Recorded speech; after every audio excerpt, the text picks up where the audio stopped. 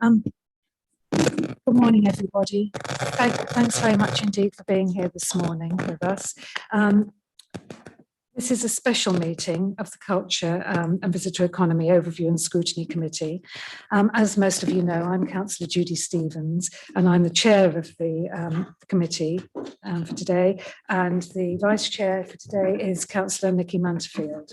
Could I ask Alice, our Democratic Services person, to take the register of attendees, please?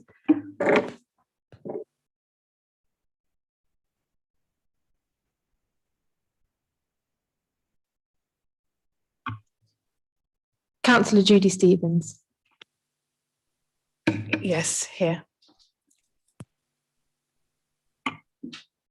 Councillor Mrs. Judy Smith. Present. Councillor Jill Thomas. Councillor Amanda Wheeler. Present. Councillor Susan Sandal.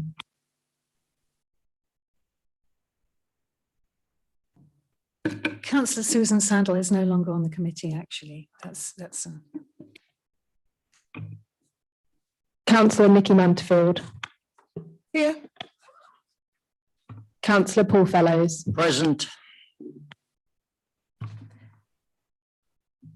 Thank you, Madam Chairman. Councillor Penny Robbins has given her apologies for absence, and Councillor Mark Whittington will be substituting for her for today's meeting. Thank you very much indeed, Alice. Thank you. If anybody has any interests that they would like to disclose, that's the moment to do so. However, if you don't do that and then it comes up during the meeting, it is possible to do that at that point. Okay, thank you. Now we'll move into the substantive element of this meeting, which is the Arts, Culture and Events Service Review update, which all of you should have received. I would like to ask the Cabinet Member for Culture and Visitor Economy to introduce the report. When we do then move into the debate section, if we do go into any elements of the pink papers, we will have to restrict the meeting and head into private session. So it's my intention that we look at the report first of all. We then look at the onward delivery of arts and culture in South Kesteven, and we move the elements regarding staffing and so on into the third part of the meeting, so we will then at that point have to restrict the meeting to members only. Okay, thanks very much indeed, Councillor Charlotte Bellew. Thank you, Councillor Stevens, and thank you for inviting me to attend this special meeting of the Arts, Culture and Events Service Review. As you all know, the corporate plan places significant importance on supporting communities to be healthy, and this has become especially important in light of the COVID-19 crisis. David Rushton, Director of Sports, Leisure and Culture Consultancy, SLC, was commissioned to do a review in December 2020. The findings of this independent review have provided some interesting food for thought. It's important at the outset, however, to make it clear that none of our arts venues are at risk of closure. What we are doing is exploring a number of options for ensuring that a vibrant arts and culture programme is not only maintained, but also developed. Arts and culture are not statutory services that we have to provide, but South Kesteven has a long history of supporting them in recognition of the contribution that they make to the social well-being of the district. Our support is clearly demonstrated by the level of subsidy we provide across Grantham, Guildhall, Stamford Arts Centre, Bourne Corn Exchange and for other art events, which in 2019-20 totalled almost £90,000. None of the venues make a profit and each require considerable financial support. In 2019-20, this amounted to £217,403 at Grantham, £370,000 at Stamford and £170,000 at Bourne, with £42,000 for other arts events. Against a backdrop of increasing pressure on public finances and further financial challenges to come, this review has identified potential savings and new ways of operating. Our three arts venues currently operate independently of each other and the council. And one of the options being considered is centralising services such as the box office, marketing and administration. Longer term, another possibility is switching to a different operating model, such as a trust with charitable status that could more easily attract support from grant-making organisations, donations from the public and sponsorship. Our delivery of arts and culture services hasn't changed for many years, and it is good management practice to review how council services are provided. This is a starting point for us to explore alternative operating models, identify potential savings and secure the future of our arts provision. I am therefore asking that your committee note the Independent Arts, Culture and Events Service Review and support the Arts, Culture and Events Service Review being presented to Cabinet for further consideration in September. And I would now like to ask David Rushton from SLC to speak. Thank you, Madam Chairman. Thank you, Councillor. Just checking you can all hear me okay? Yes, good morning, David. Thank you. Yeah, because funnily enough, I'm quite a long way away at the moment down in Devon, so just checking the connections are working. Yeah, in terms of our review, I think what we found is that the cultural services seem to have been operating in a vacuum to a degree for quite a considerable amount of time. Just to give you a parallel, we've also done quite a lot of work with the council over the last 18 months on the leisure side. And you know, on the leisure side of things, you have a very clear strategy, you have clear performance indicators, you have you've looked at your operating models to make sure you've got the most efficient management system possible under the current COVID circumstances. And as a result, you set up a local authority trading company to take that forward. So all of those components that are sort of strategically managing your leisure side are simply not there for the cultural services, and indeed they are attracting quite a much higher subsidy. So you have a service there that has a much higher subsidy than leisure that isn't hasn't been modernised, hasn't been strategically managed. So we were sort of struggling whilst talking to various stakeholders that there's obviously a clear commitment for cultural services in South Kesteven. That's not actually translated into a clear rationale as to why you have such a high level of subsidy. Bearing in mind these are discretionary services, there's a lack of strategic objectives for the service and any associated performance indicators which you will have in most of your other services. And we weren't sort of clear as to who you're targeting this service at. Is it towards residents? Is it towards particular residents, or is it to is it more of a kind of regional or sub-regional targeting? So in terms of why you run cultural services at the moment, we're finding that is quite unclear from a strategic point of view. As the councillor just highlighted, your subsidy for arts, culture and events was 1.7 million in 1920, and for a district council, that is a very, very high level of subsidy for this type of service. You won't find many district councils that are spending anything like that on. And the most significant element of that is staffing. What we found is that you're basically running your venues almost like a cottage industry approach. So each venue is run completely separately, and they'll have some resources in there for box office, some for marketing, some for administration, etc. So it's almost like they're not attached to the council or to each other. They're kind of independently run venues. That makes them potentially less efficient than your other services, because you're not utilising some of the council's resources, like your customer services centres, or even your leisure centre receptions, which could be used as box office.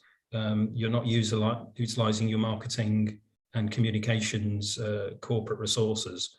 So we think there's quite a significant potential saving in there. But actually, not just a saving, it also means that potentially the services could become more accessible rather than expecting people to go to the venues all the time. As we said before, the council needs to be aware of who it's targeting this service at, because quite a significant number of users do come from outside the district. So in effect, you are subsidising services for people outside the district, which is one for you to grapple with, really. In terms of your delivery model, obviously, again, using leisure as a parallel, it's a long time since you ran leisure centres in-house, and that is for a very, very good reason. In terms of an in-house approach is, unfortunately, innately quite expensive. You don't get the benefits that a trust model would get on things like VAT exemption and NNDR, and moreover, in-house management is less attractive to funders compared to a trust model. So we think in the short term there's the potential for you to have a sort of small trust, just to enable you to attract external funding.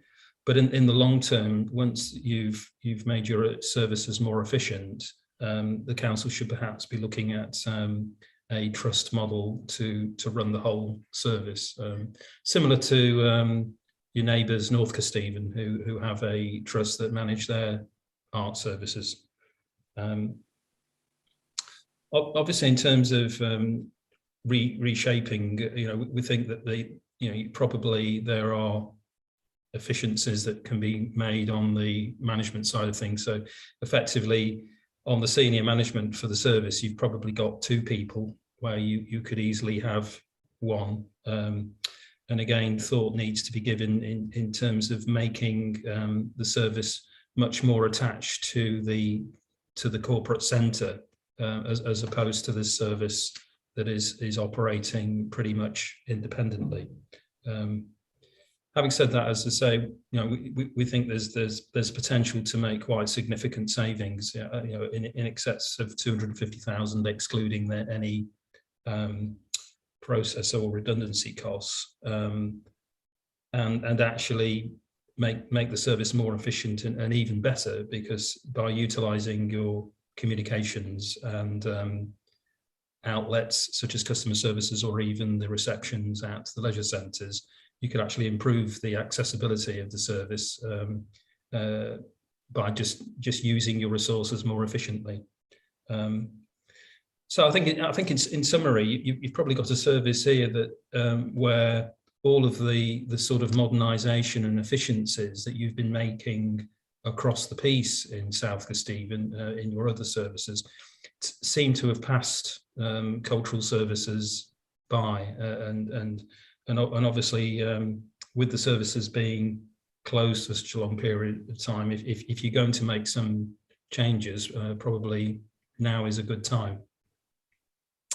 Okay, so that's a summary of what we found. Obviously, there is more detail in the report, and obviously open to any questions. Thank you very much indeed, David, for that summary. Just before we go into questions, I noticed that we have a number of members here today who may want to speak. Can I ask the members of the Overview and Scrutiny Committee if they would be happy to allow other members that have attended today to speak during the debate? Could we have a vote on that, please? Okay.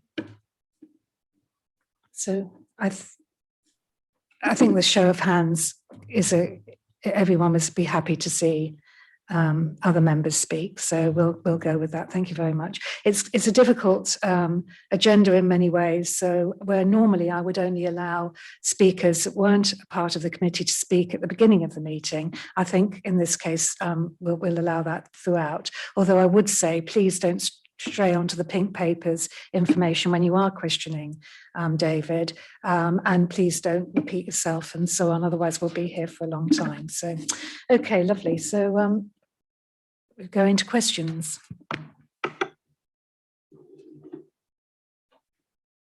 Councillor Fellows. Yes, thank you. Hello, David, and thank you for your background to the report.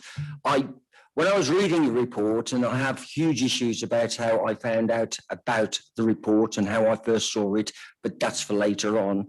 Immediately, I wanted to disagree with it and dislike it, just almost as a matter of course.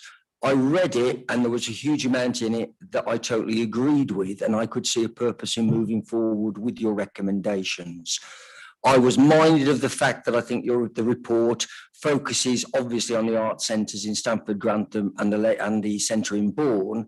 And I actually would like to state as a matter of principle that is about 10-15% of arts across the whole of South Stephen. So I actually read your report looking at it in a very direct focus. And I think that what we need, I agree very much with the short-term measures. I think the medium and the long-term measures ought to have, and we need to insist on discussion going forward to how we proceed, because I think what you pointed out in the report was that South Stephen lacked almost an ethos, and I think that we need to discuss that ethos specifically, if I may, and I apologise to other members, obviously because I'm from Bourne, it's a bit specific, one may be specific, but I didn't find very much in your report about bar takings and the supply of alcohol at venues. And it seems to me that the supply of alcohol at the art centres and certainly at Bourne Leisure Centre could provide a huge amount of income. And yet it was hardly mentioned at all. I think I found one figure. Now that could do with the way that that provision is provided. So I'd like your reflection on the sale and potential profit in alcohol sales at those places. And the other question was obviously Bourne Corn Exchange is a multi-purpose venue, as are the others, but Bourne Corn Exchange also hosts SKDC offices and also the registry office. And some of the costs for those can't really be attributed to arts in general. They should be looked at more specifically in terms of the services they're provided more generally, office services in terms of cleaning and maintenance, and certainly the registry office, which I'm hoping Lincolnshire County Council are providing some money for. So 2 questions at the outset. The one about delivery of alcohol provision and the profits therefrom. Where have they gone? Who takes them? And secondly, is it fair to include, particularly in Bourne Corn Exchange, services that are provided for other areas other than specifically what Bourne Corn Exchange is a hire out venue for travelling performances? Yeah, so on the bar takings side of things, so just looking in my report, an example is you were taking about £60,000 at Stamford prior to COVID in 1920, but then you've got a whole raft of, you have all your cost of sales, etc., plus staffing costs to come out of that. So, I mean, the situation at the moment, Councillor, is that you're not really making any surplus on both your food and beverage and your bar takings. That, as things stand at the moment, you know, I think that the problem is if you've got a venue that is purely dependent or mostly dependent on there being some kind of event or performance, then obviously there's limited scope where the bar is open. If it's a venue that's part of another attraction, and then you have a cafe and bar operation that's open for much longer hours, then it is more possible to make it profitable. But at the moment, you're not really making any any surpluses on food and beverage and the bar. Sorry, what? Just if you could clarify your second question again.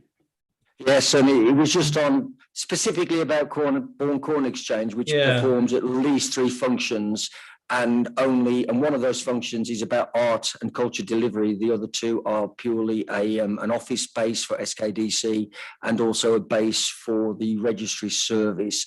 Now, although proportionately that may not have a big effect on the overall figures, but to have it not mentioned at all seemed a little odd. Can I come in? Because I believe the library as well is based at the Corn Exchange, isn't it? And that's an LCC. I forgot the library as well there. Yeah, so my understanding of the costs that we were given for Bourne they've effectively pulled out the arts and culture element of that. So, I'm not sure if there is. I'm not sure if you look at the venue as a whole, whether there's some other income and costs for those are the services. Having said all that, to be quite honest, Bourne isn't really your problem. It's not a particularly high level of subsidy compared to the other 2 venues. So the finances that we were given from the council, I'm not sure whether they reflect all of the other services that go through Bourne. If I could just come in there, so what you're saying simplistically is that Stamford Arts Centre, Grantham Arts Centre are the areas where, to put it bluntly, we need to save money.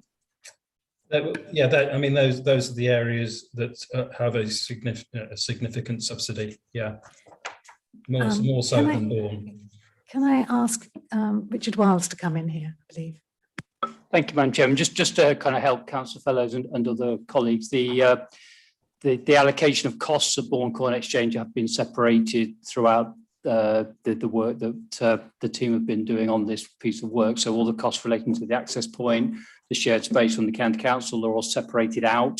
So the review is only focused on the operational costs of the Corn Exchange as a leisure and culture venue, and there's been no seepage of other costs into this review. Councillor Wheeler. Thank you very much. And thank you for giving us this opportunity to look over the review. You mentioned things like profit, efficiency and centralisation, all words that just kind of give me the heebie-jeebies. I think culture is about so much more than profits, and I could talk for hours about why that is the case, but actually I'm just going to, if I may, just in regards to Stamford Arts Centre, there are lots of errors in the review, and I just wanted to just draw your attention to some of these, if I may.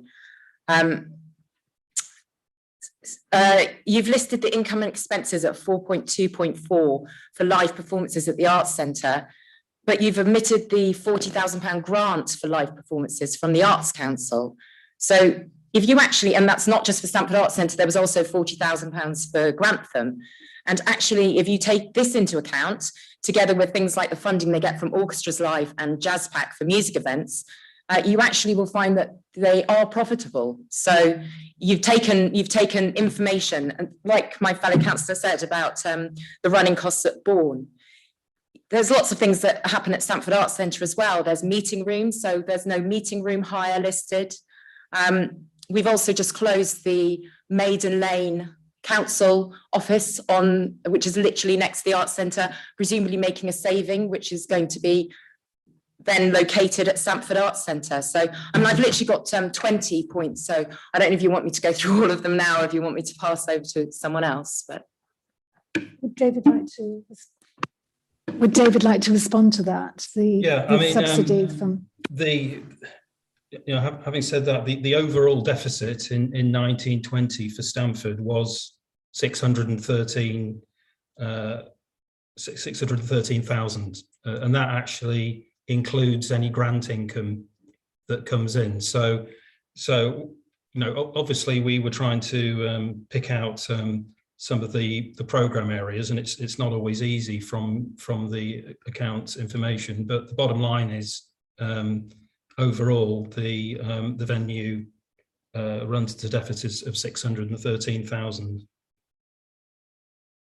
So that deficit includes, just to be clear, that deficit includes any grants that are received from the Arts Council. And the same with the Guildhall. Is that true? The Guildhall as well?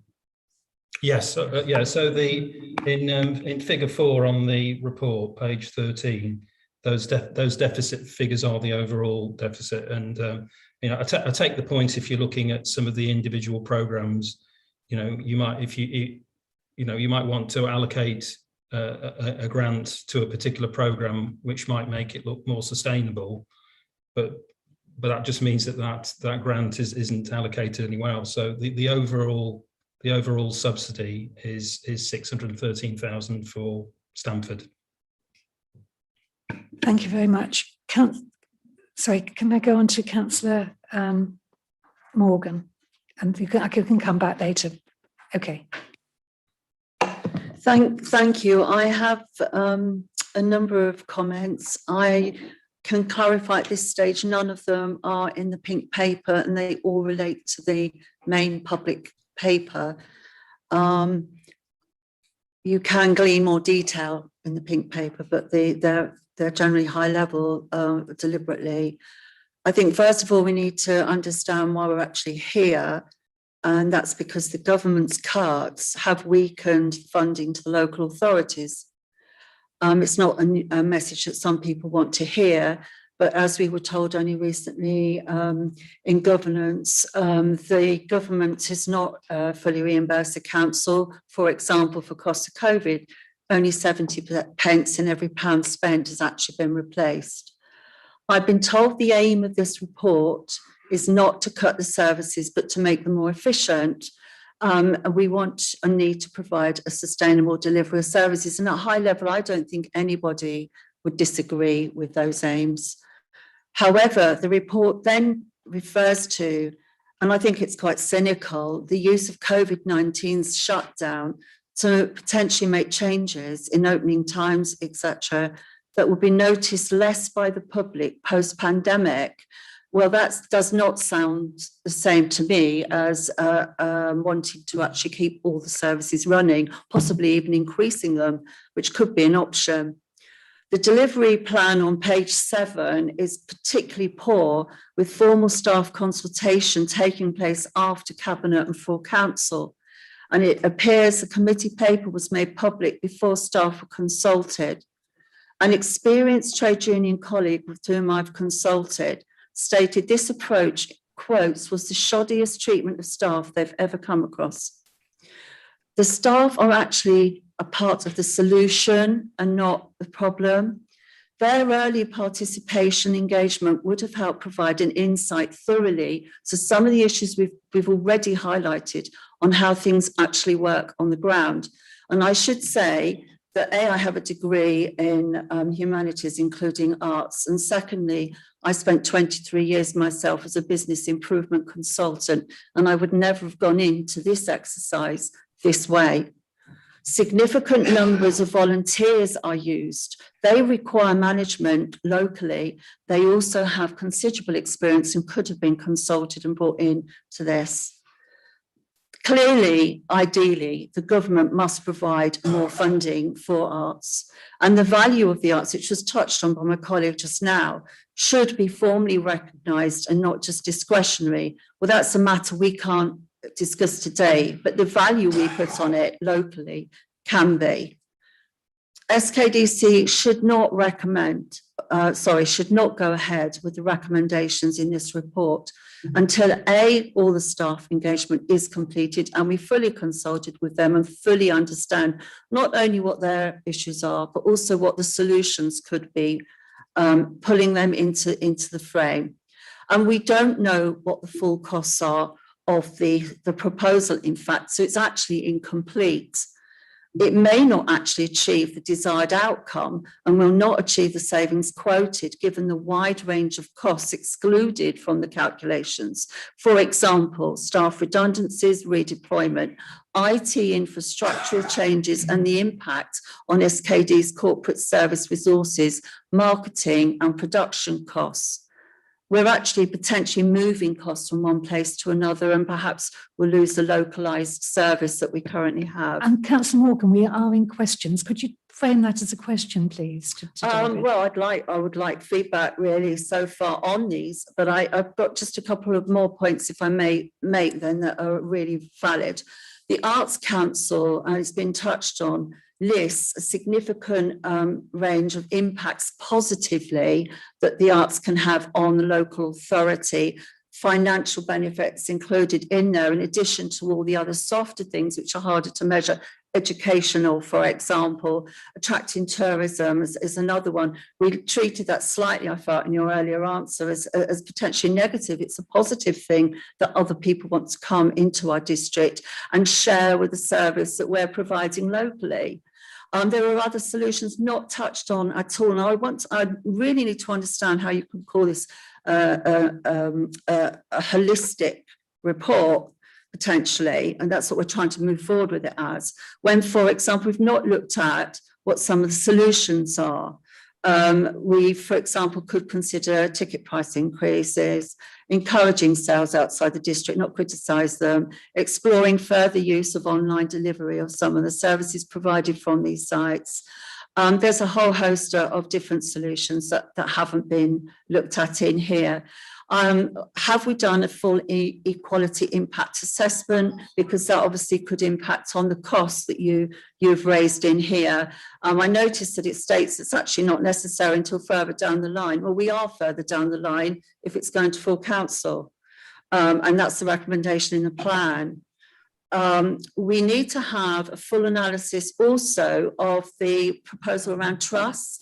There's a heavy weighting towards those. Actually, trusts do not come risk-free.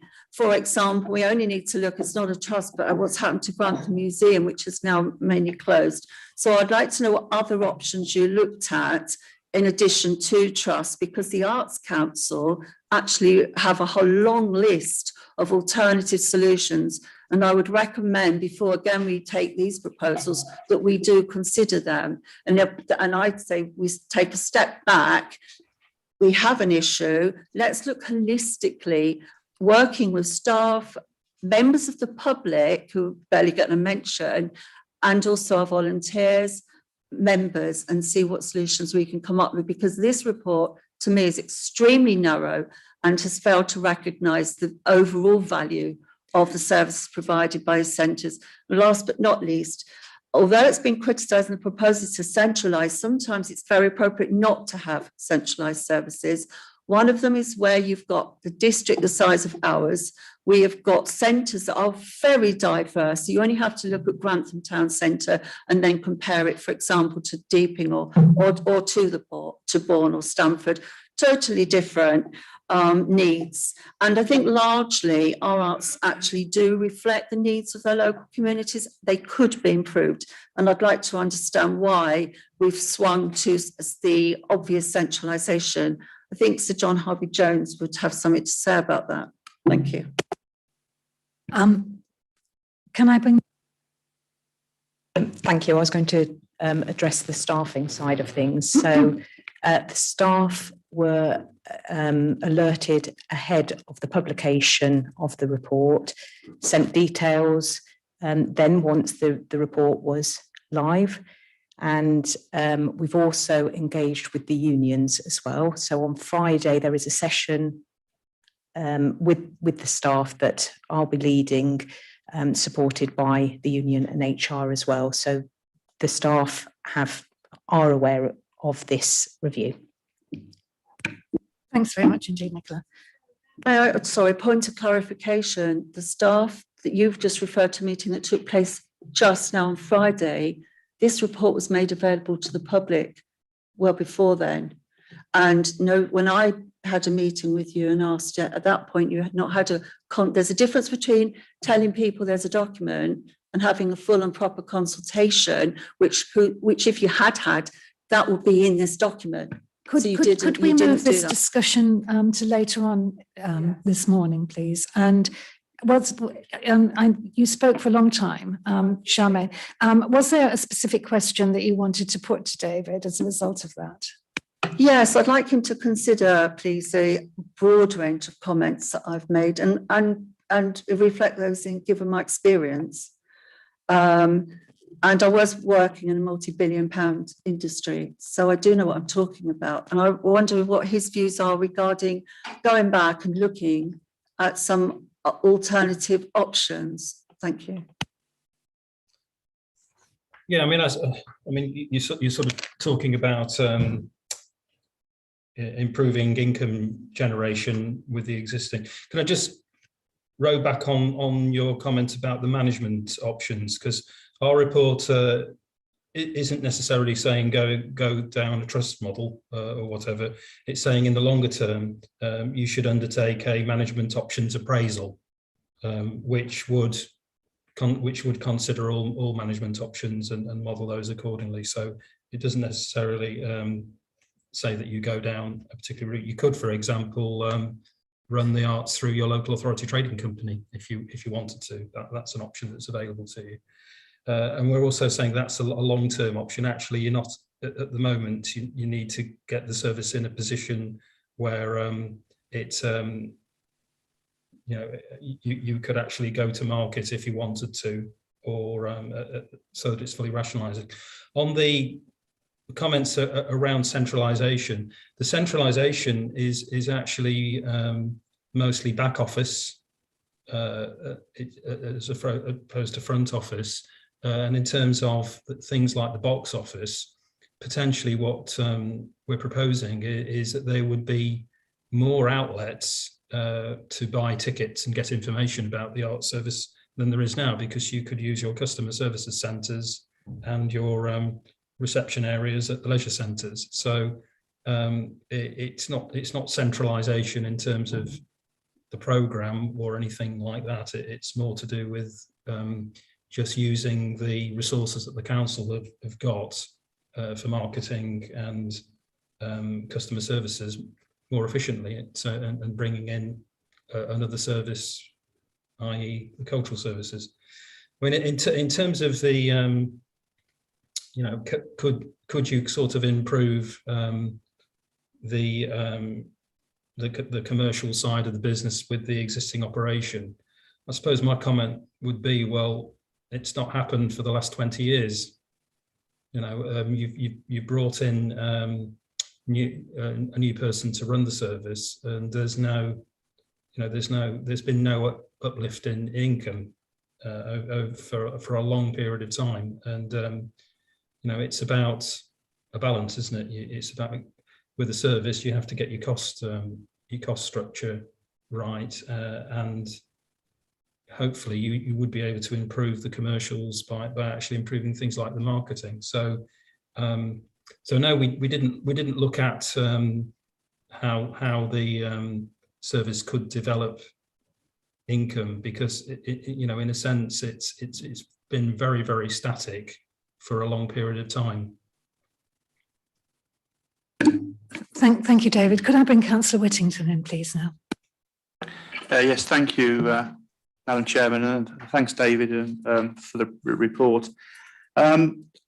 Just one observation to begin with. I did read at the various stages of the report that at the present moment of time, the service has no sort of KPIs or performance indicators. So therefore, it's very, very difficult to judge sort of the performance manage how effective and efficient the service is being, which I think is quite a major weakness, which I'm pleased the report has actually highlighted. And I hope that going forward, that can be addressed as part of the future development. I'm not a regular member of this committee. I'm just a substitute member today, but I have quite a bit of experience in business and finance. And I want to talk around two areas. The first one is your what you call your audience demand assessment on page 16, which to my mind just looks like a standard market segmentation analysis. And some of your sort of audience profiles, some of which I found quite interesting to actually read and trying to work out how I quite fitted into that. I see for some of them you've kind of given an explanation as to what they are. I'm just wondering around those, are those sort of profiles, are they sort of fairly standard in your industry, in your business, or are they, have been used elsewhere? A little bit of more background around that would have been quite interesting, because obviously one of the problems about market segmentation analysis is that you have some sort of preconceived ideas as to how your market is going to be segmented. And then you sort of apply it locally to one part of the country, which has one particular demographic. Then you go to another part of the country where the demographic is completely different. So quite often the market segmentation analysis, the profiles you use don't always make a great fit when you're trying to move them over. So I just wondered if you get a little bit of background information around that, and how sensitive those audience profiles are, sort of, because within them there has to be a certain amount of sensitivity to more reflect what's going on with a local demographic. So that's the first question. The second one is around some of the financials, and I'll just go on and do those. Now, obviously on page, well, the first, and this is just an observation, the first one on 4.1.1, you say in 2019-20, the council spent 1,748,868 on the arts, culture and event services, approximately 11% of the total council's net cost of services of 15,934,000, budget book 2018-19. So you've actually compared the spend of 1920 with a budget of 18-19. Is that just a misprint, or have you sort of tried to sort of compare spend in one year against the budget of another year? Because it might have lost something. I don't know, but it makes be a misprint. On that 11%, actually, I mean, I've worked as an accountant in local governments and for and the health service, and also the private sector. So I'm fairly used to seeing this, and I know the 11% level of spend is quite high. I mean, most district councils, I think, spend around 5 to 6% of their total budget on art services. So I think now 11% is quite good in comparison. But just a clarification around that, I think, would be really quite useful. And then obviously on the top of page 21, where you sort of done the deficit breakdown, and you sort of been through and you've identified, the areas, the Guildhall, Grantham, Stamford Arts Centre and the Bourne Corn Exchange and arts events, and you've got your totals, income, expenditure, staff costs, you've looked at the contribution, and then of course you've put the depreciation on top, which is perfectly valid, because obviously the cost of depreciation does have to be charged somewhere. But it's actually interesting that the depreciation cost almost doubles, if you like, the deficit from 898 to 1748. I mean, obviously, whatever you do, whatever model you do going forward, you can't ignore depreciation. It's going to be there, whatever model you kind of follow. But my real problem, and I hope you can help me with, is where you've then tried to do some of the programme costs from page 23 down to page 26. Now, I've sort of been a very simplistic person. I've just taken and I've just added up from those individual programme costs, the income figures, the expenditure figures, the staff costs, and then compared them back to your table on page 21. Now, I'll just take Stamford as an example. So here on page 21, you've stated that the total income from Stamford is 748,000. When I've gone through the individual programme costs for the cinema, performances and the food and beverage, I get an income figure of 516,000 by adding up those three elements, those three programme costs. When I do the same for the spend, you're showing the total spend there for Stamford of 568,000 for sort of non-staff costs and 549,000 for staff costs. When I've done the same numbers from your programme costs, I've got a figure of your sort of non-staff costs of about 330,000 and your staff costs are about 123. So it's the same when I look at Grantham as well, and I'm having some problems because potentially, if you are looking at the programme, if you're looking at what a cost of a program is or part of a service, my concern is that an awful lot of the costs haven't actually been picked up in your program analysis.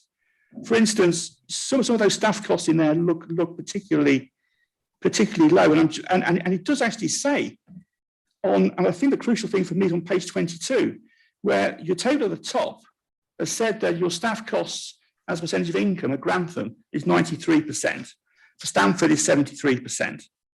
And then later on the same page, at 4.2.1, you've said the staff costs are assumed to be 25% sales for an individual program. Well, sales and income are the same, you know. So at one point on that page, you're saying, oh, the staff costs as a percentage of income are 93 for Grantham and 73 for Stamford. But on the same page, you're saying that for our program modelling, we're going to take into account 25%, not 93 and not 73. So what's the rest? I'm struggling with this because part of my brain says, yeah, that's probably central overhead costs. That's a heck of a lot of central overhead costs. Some of those assumptions you've made on those key program finances, I'm struggling with really. And as I say, I've, like Councillor Morgan, I've done this stuff in business industry and in the public sector, and I'm really struggling around some of this. So some help to help me understand, I think, would be quite useful. I think it would be quite informative for the committee as well, because certainly for me, I'm really struggling with your numbers for a fairly fundamental basis from page 22 down to page 27. Thanks, Madam Chairman. Thank you, Councillor Whittington. Can I answer the question on the numbers while they're nice and fresh in the mind? We've not actually tried to reconcile the program costs with the overall cost.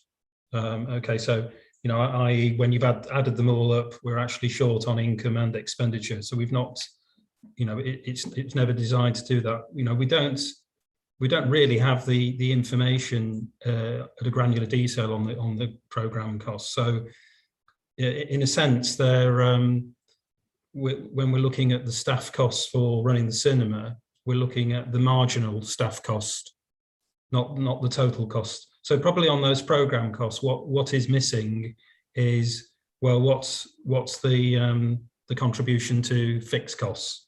That's not really in there, which is why there's such a significant difference.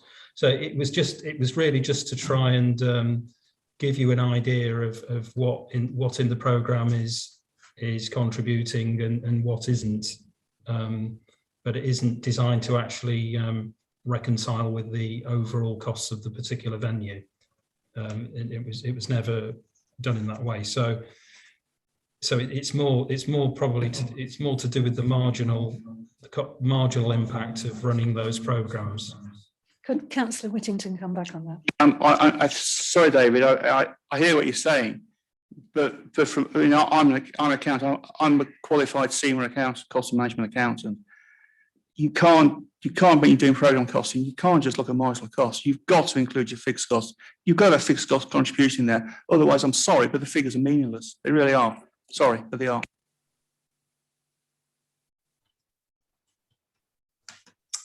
Okay. The previous question on the segmentation. So this information was produced by came from the council using the audience agency spectrum profiling, which is it is quite a well used method of profiling. So basically, your customers have been profiled against these particular audience segments, and these segments are typical of an arts service, and quite a lot of councils use them, and indeed private sector use them. So it's a bit like an arts version of mosaic or acorn profiling, if you like. But the profiles reflect the actual numbers of people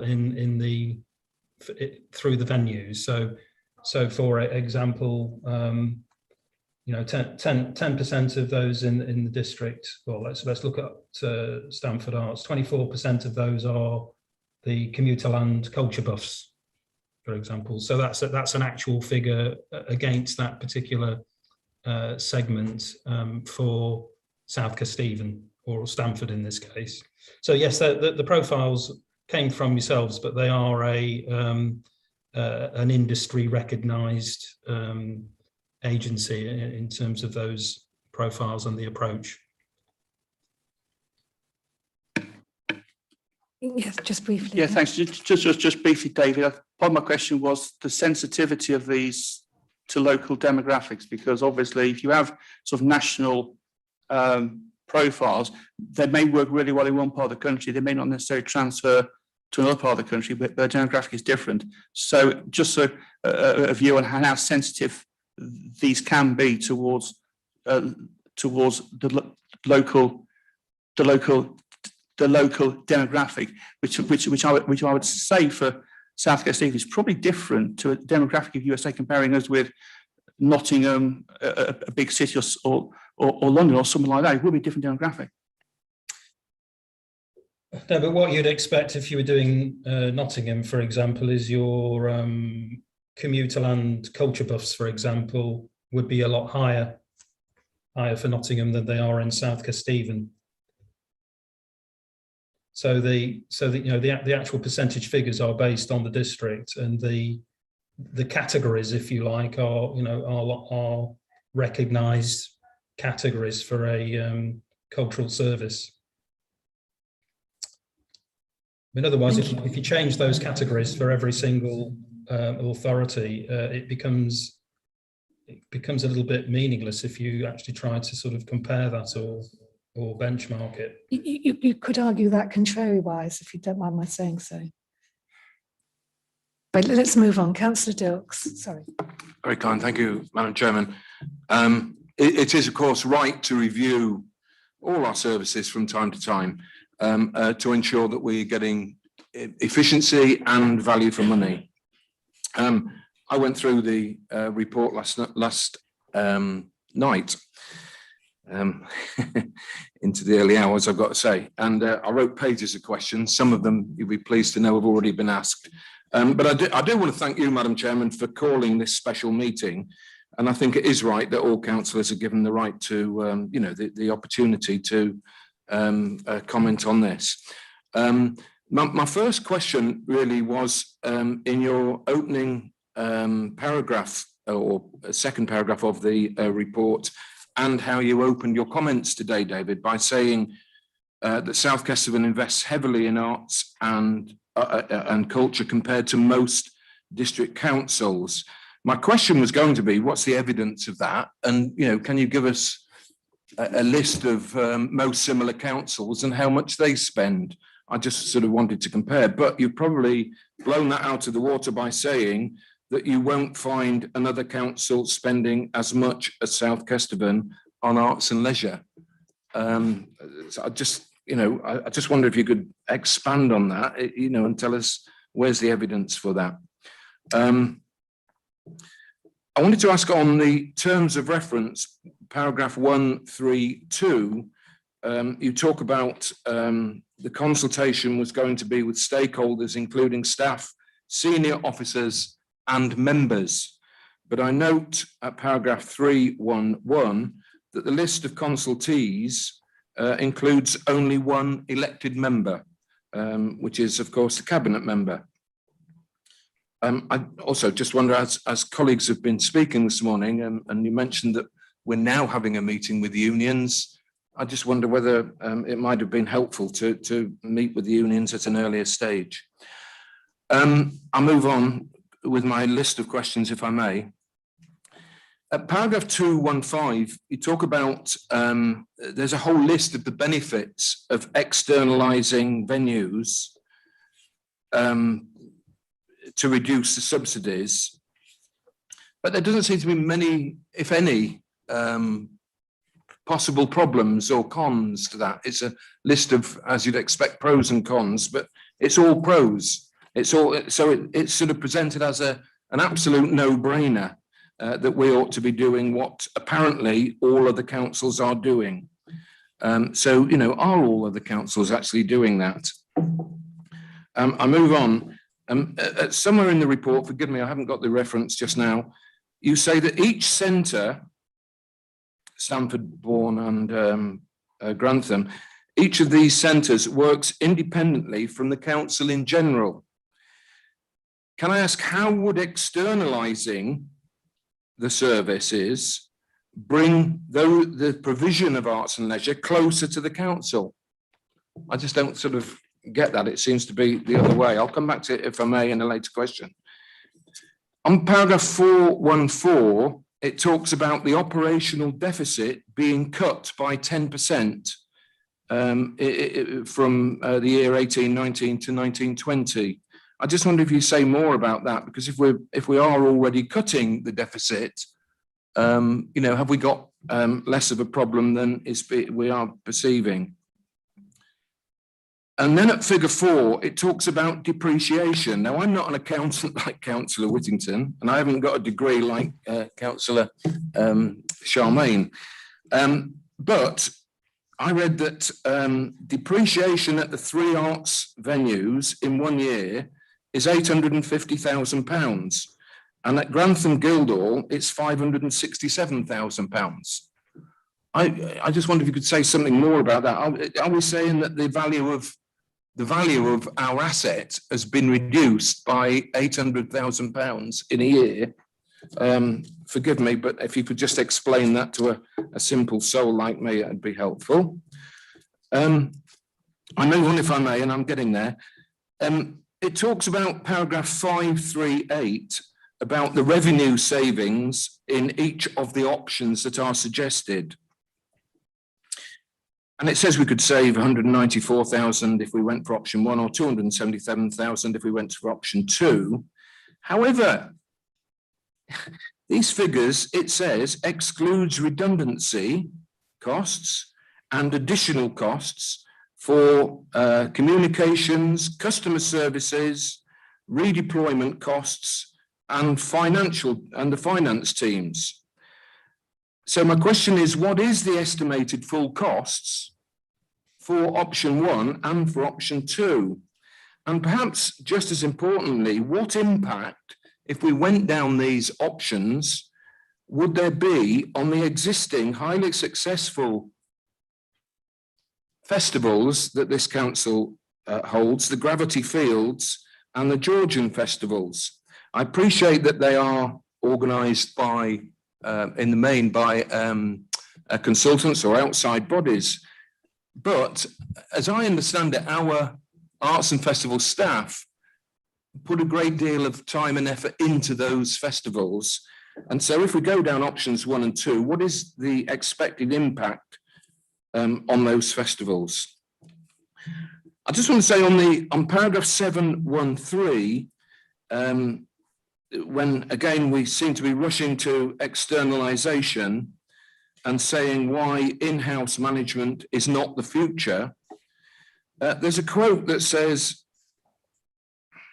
any service operates from buildings is innately more expensive to run through direct in-house management. And this is the reason why the council's leisure centres have been run through an external trust partner for over 20 years. I'm not sure if One Life was an external trust partner.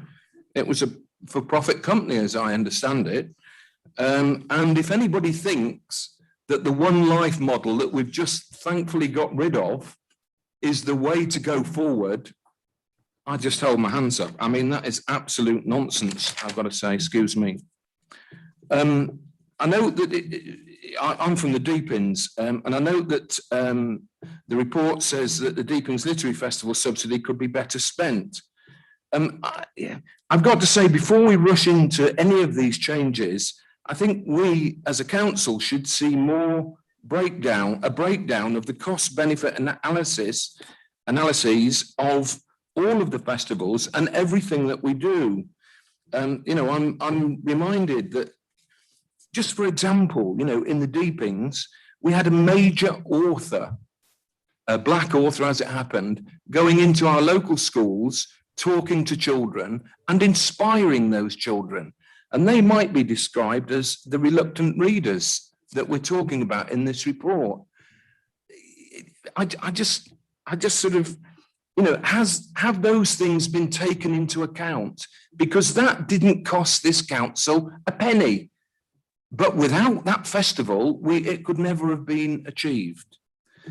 And my final question is just, I think it's possibly been answered in the report, but what is the process? It seems to be, this report seems to be saying, we must do this now. We have to do this minute, now, you know, before we get back to sort of post-pandemic normal. And I just sort of, I really do ask that we really consider this, the whole council considers this very, very carefully before we get it wrong.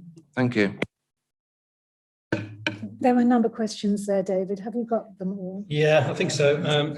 First of all, on the comparative subsidy, obviously we've got quite a lot of information from other councils. One of your colleagues earlier on mentioned at the moment cultural services is 11% of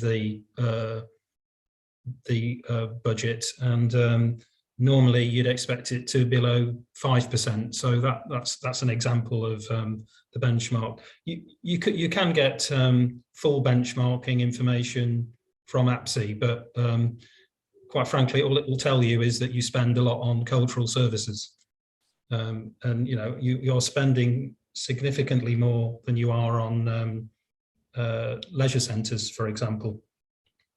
Just on the management options side of things, this report hasn't provided you with a management options appraisal. It's actually recommending that at a later stage you should actually take one, and it doesn't actually, you know, we've described it as the features of a trust model compared to in-house operation, and you know, basically lots of, you mentioned One Life not being a trust. Well, they're what we call a hybrid trust. So basically trust models have been set up so that they can maximize the benefits of things like NNDR relief and VAT exemption, which are more problematic for an in-house service. So you have actually been running your leisure centres through a hybrid trust model for over 20 years. And that has enabled them to yield substantial savings, albeit you may have had some issues with the operator and the actual service. So we're not saying that you move to a trust at this point. We're saying that you should do this once you've streamlined the service, and actually any situation where you're taking income or you have buildings, a trust model will always be less costly than an in-house model. The other issue with external provision as well is around staff terms and conditions. So at the moment in your leisure centres, the staff don't have local authority terms and conditions, but they do in the cultural services, and that makes them more expensive in terms of particularly around pensions and employee contribution. The depreciation question I would leave to your financial experts to answer that one in detail. That it's just the depreciation figure that we were given. Mentioned that obviously the analysis excludes redundancy or redeployment costs. It's just not possible to put those into the report till you know who's being physically who's being redeployed or who's potentially being made redundant, because dependent on those individuals, the cost will vary. So all we can do is look at the ongoing costs.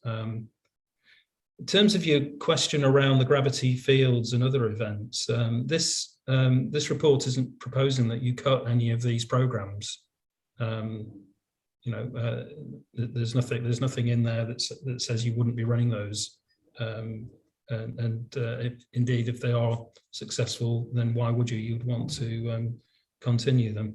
So this is more around, mostly it's around streamlining and making the back office more efficient, and delivering things like box office more efficiently, and indeed possibly increasing the outlets, and using the economies of scale from some of your corporate services, including marketing and communications.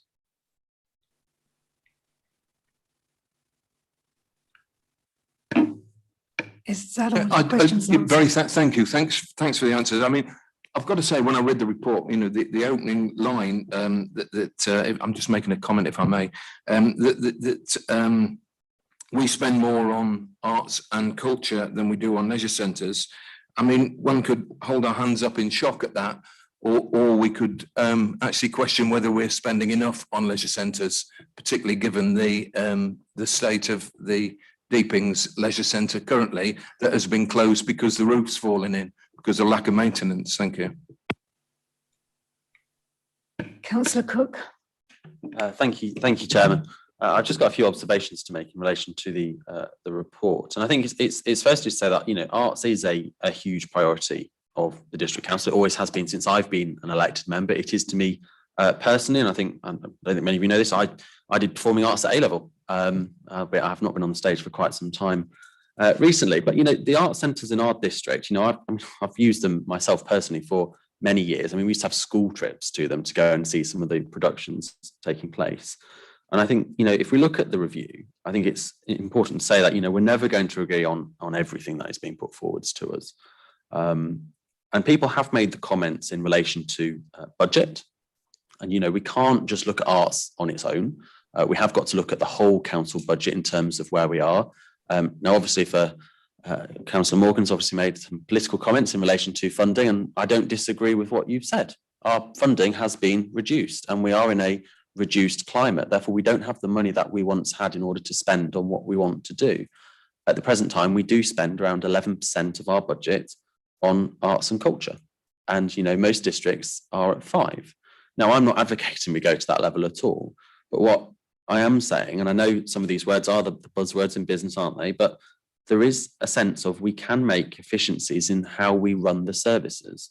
There's no question about us operating these facilities. It's just about how they are operated. And for me, the review is great, but we've got to look at what the actual outcome of what that investment we are actually putting into the arts. And I know I'm going to start crossing over my notes now. Not picking on you, Charmaine. You made the comment about about residents using the facilities, and we shouldn't criticise others from outside the district. I don't disagree with that at all. They are customers coming in to use our facilities, but the primary goal of us as a district council is to support our own residents to use our facilities and getting that arts and cultural offer. And at the present time, I don't think it meets all the needs of the community, what we need it to do. Stamford Arts Centre and I'll use that as an example because that's the one I know best personally, is a fantastic facility. And it really is. And the staff are dedicated and it's a brilliant facility. And we've invested into that facility this year. I know the ballroom this month is being redecorated and, we've got the new welcome area coming along as well. But we need to get more people through those doors to make sure that it is actually offering the best opportunity for people in this district. So for me, all of our facilities are vital. And I know some people don't like the words of centralised, but there are certain cases, and this is my own personal view. I started my career in comms. Well, we don't need a comms officer in each art centre. You can centralise it in the sense of having an officer to look after a few of those centres. You don't need to have dedicated officers just for that one facility. So I think there is a lot of opportunity there in terms of what the staff do. For me, it's about how we operate them into the future, getting more people in, and also safeguarding the future of the arts services as well, because who knows what's going to happen with local government reorganisation.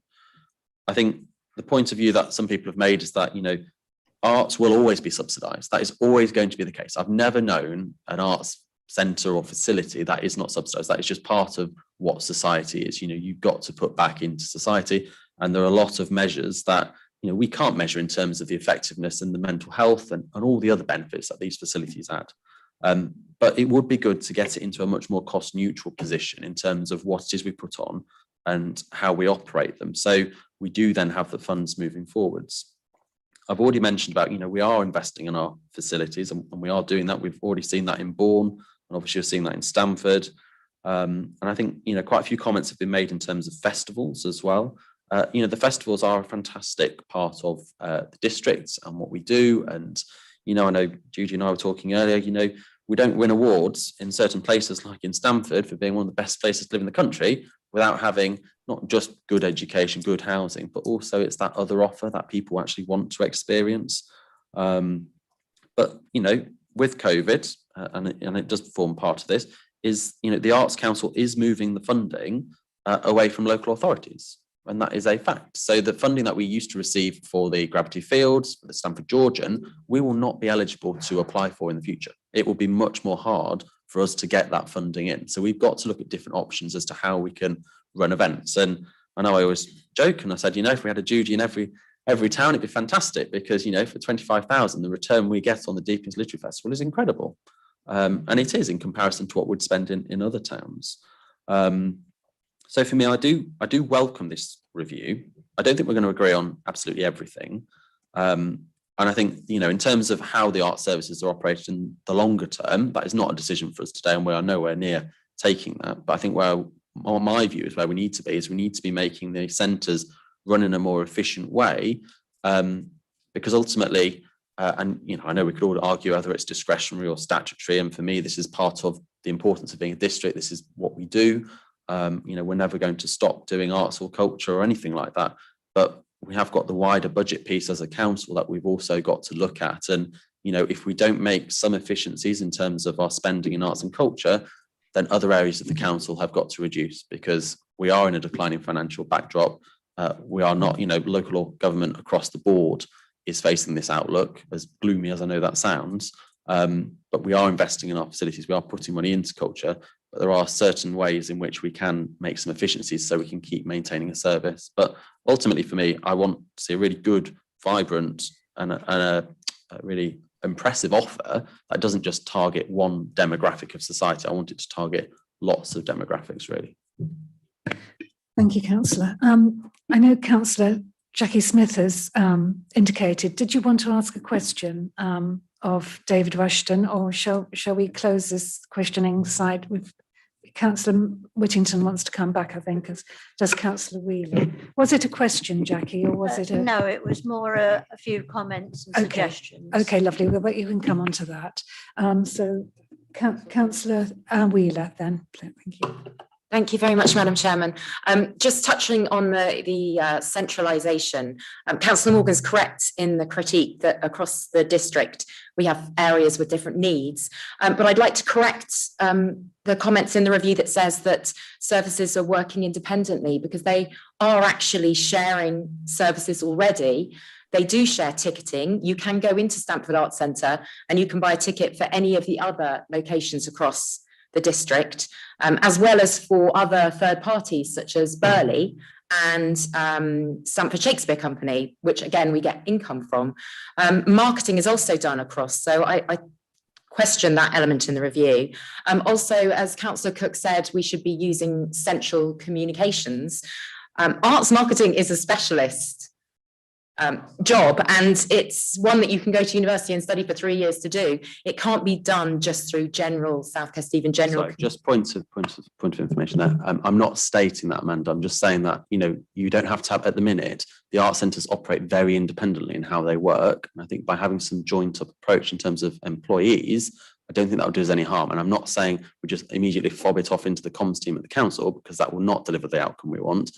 And I do appreciate and know that arts marketing is very specialised. Mentioning using the leisure centres is a bit of a joke, because they're located in completely different geographical areas. And I think, David, you said it would be efficient to be able to go to the leisure centres to buy a ticket rather than having to go to the arts centres. But I mean, if you're going to go and use the service at the arts centre, you're going to buy your ticket from the arts centre. It would be nonsensical to be using the leisure centre. And as Councillor Dilks has pointed out, the leisure centres aren't in a great condition at the moment and need more support. On the question of trusts, we're saying that this is a great way to go, but just across the border in Peterborough, we've got the example of Vivacity, which 10 years ago took over the cultural offering in Peterborough, and last year walked away and said, we can't do this, this isn't financially viable, leaving the cultural offer in Peterborough in disarray. And I think at the moment, if you want to go to something at the Key Theatre, I believe it's open, but if you Google Key Theatre, it takes you to Vivacity, which tells you the theatre is closed. While I'm on the subject of accessing audiences, Stamford Arts Centre is running its cinema programme again. And as we all know, that's one of the elements that was profitable. There was £90,000 a year profit from the cinema, but they are restricted because at the moment they are 4 staff members down, which haven't been replaced. And also they've been told they can't print and post any of their brochures. And they have 10,000 people on their mailing list who do not have email addresses. These are people who are probably not accessing the internet. And if we're talking about making sure that we've got provision, by not printing brochures and mailing them out to a large number of the audience at the Arts Centre, we're going to minimise the profit on what is currently, or was previously, a profitable aspect. So, you know, you say we're not affecting services, but decisions being made right now are already affecting services. I think, you know, you're right, Councillor Cook, that we want to expand and increase our audiences, but by doing that, we should be increasing our cultural offering, not reducing it. So. Just as we mentioned, Councillor Chairman, if you don't mind. Just the leisure centres, I think it's another option for people to buy tickets. It's not saying it's just the fact, you know, if I went for a gym membership and then I saw a poster in the gym that said, you know, you can book a ticket for this, then great. You know, it's just giving people another opportunity. I think that's all it is. And I think in terms of publications, I'm not aware of that. Obviously, we've got our climate emergency, which we've all got to consider in terms of publication and paper. But I'll pick that up with the Cabinet member on that one. Councillor Whittington, and then I'll go to you, Councillor, because she hasn't spoken yet, and then to you, Councillor Charmaine. Yeah, thanks, Madam Chairman. Just picking up sort of the comments that have been made on trust models. These are always very, very difficult when they're set up, because it's potentially, if you actually look at any model, financial model, there's an awful lot of overhead in there, whether it's depreciation or premises costs or whatever. And quite often, if you actually sort of do look at some of these trust models that say, oh, we've made savings, what you actually find when you dig into the figures is that, in effect, all they've taken over is just the cost of providing the service in terms of putting on productions, taking the income and the costs associated with that. A lot of those trusts haven't actually taken on things like the depreciation costs of the buildings they're in, or a lot of the repair costs of those buildings, and that sort of thing. So they can say, hey, miraculously, you know, all of a sudden we're saving money. Well, no, because the actual cost, a large proportion of the cost, has actually remained with the council, and that still has to be picked up and paid for somewhere. Part of the problems that Vivacity had at Peterborough is they went the other way, and they actually took on all the costs from Peterborough, including the premises depreciation, and that's what made that model financially unstable. So the real problem you've got with trust models is pitching them at the right level in terms of how much financial risk and liability they pick up from the council. That is a real issue around them. It's not to say they don't work. But what it is to say, you've got to be really, really careful if you do decide to go down that route when you set them up, how much of the true cost you pass over to them, how much of the true recurrent cost you pass over to them. But I want to pick up in terms of a comment that you made, David, around income and income levels. And you kind of gave the impression that it had been fairly static for many years. Now, obviously, for me, the immediate thing that flags up in my mind is, are we in a situation where income has been relatively stable, but cost has been increasing? So it's obviously, you know, but in terms of, because the only way you can improve or increase your income level is to get more people through doors. I'm just wondering, and this may be a question for you, David, or for somebody or any of the officers here, but have we actually done any capacity analysis? For instance, are our current events running at 60% capacity in terms of in terms of people attending? Is it 70%, 80%, whatever? Because at some point, you can partially reduce any level of subsidy by increasing the level of income by getting more people through the doors. So I'm just wondering if any work around improving capacity and improving attendance has actually been done, because that's pretty key and pretty fundamental. You know, if you're only operating at 60–70% of capacity, potentially you're missing out on income, which then comes on to my ancillary point, that quite often these issues arise because there's problems with either the ticketing and pricing structure or the marketing strategy. You know, you've got to get, and potentially again, have we done any work around, at the moment we charge X for, let's say £15 to attend an event, and we're going to get 60% of capacity, which produces an income level of Y. But if we were to drop the price to £12 and the attendance goes up to 80% or 85%, does that mean that by reducing the price, we increase the activity and the capacity, and we actually increase the profit and the income levels? So I'm just wondering if work has been done around that, because I think that's pretty key going forward as well. So I'm just that may be questions that you can answer, maybe the officers here can answer, because I think that's really important. In terms of the structure going forward, I've not, Madam Chairman, specifically referred to either of the proposed models, savings models going forward, because I thought we were going to be dealing with that later on. But I have got questions. Okay, we still are in around questions that. to David. I'd just like to wrap that up Yeah. if possible. Councillor Griffin, was there a question for David that you had here? Yes, please. And then I'll come to you, Councillor Morgan. For years, and I know other people have bought an art scene voucher, which you can get 10% off. You're not going to use it every day, every single month of the year. So if you reintroduce that, then surely you're going to get some money upfront to be able to use. And it means that other people can go and visit and go and have a look at the things. You're talking about centralisation. I went into the Guildhall back end of last week, and they've got the little road maps of Grantham and Deeping, and I said, could I have one of Stamford? They hadn't got one on display. They'd only got 3 old versions in the back room. So perhaps we should do a little bit more, making sure that we have got everything out so that everybody can use it.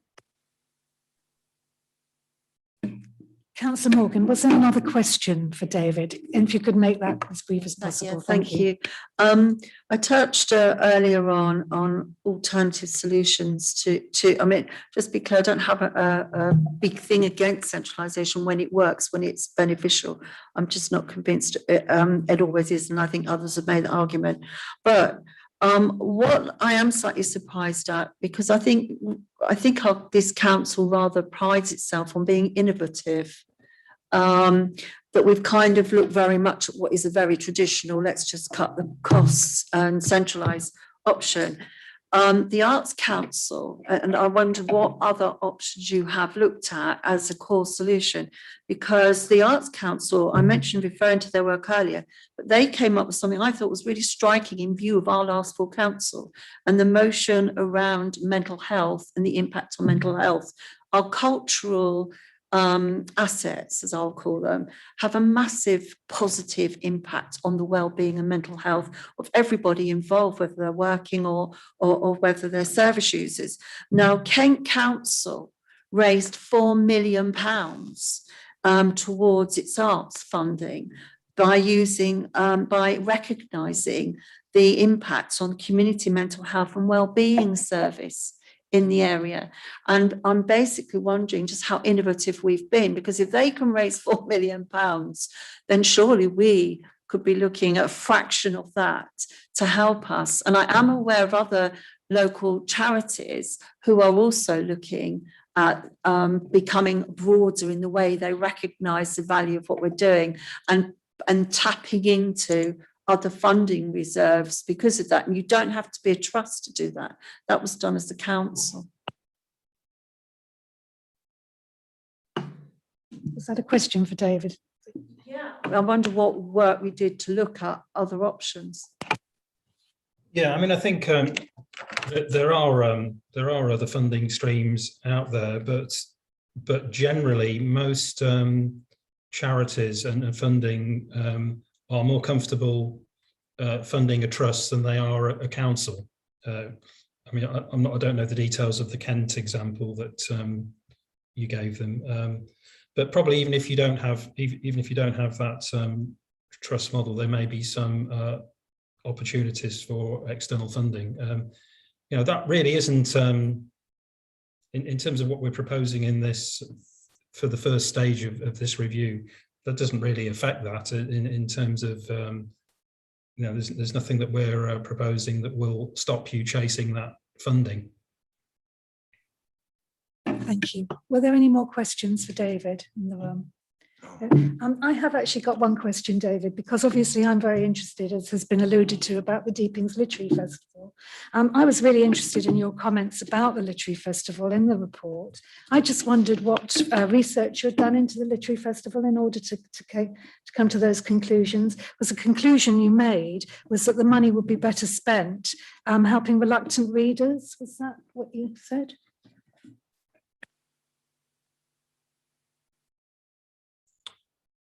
Sorry. So to be clear, my question was, what research did you do in terms of the Deepings Literary Festival? Yeah, and how did that bring you to the conclusion that we could better spend £20,000 on helping reluctant readers? Well, I think basically this was a combination of things. Obviously, we have the financial information. We had a evaluation report for that festival, and talking to the staff. That was where that came from, because we did actually consult with quite a number of staff early on in this project. So now I think there's quite a fundamental question that spins off from that. Actually, it is around at the moment your interventions are quite asset based, but quite a few art services that we've seen out there, they're much more outreach based. So they have people going out using community centres and going out to communities rather than expecting people to come to a venue. And that's something that when you're sort of reviewing your strategy, it is something that you should consider, the balance between being asset based and outreach based.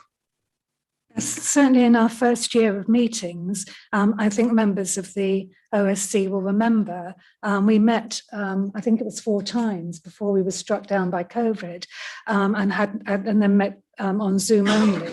But we were looking at the model that was presented to us by the Deepings Literary Festival, which actually had no staff really. We had some support in the first year in 2017 by Paul Stokes, and some support by by Michael Coss in the second year. But actually we didn't have any staff. So that the funding was used really just for getting in authors and venues. But actually most of our venues that we used for the Deepings Literary Festival, we didn't pay for, because what we set out to do was to bring arts to the community. And so we had our venues were very much in cafes and pubs.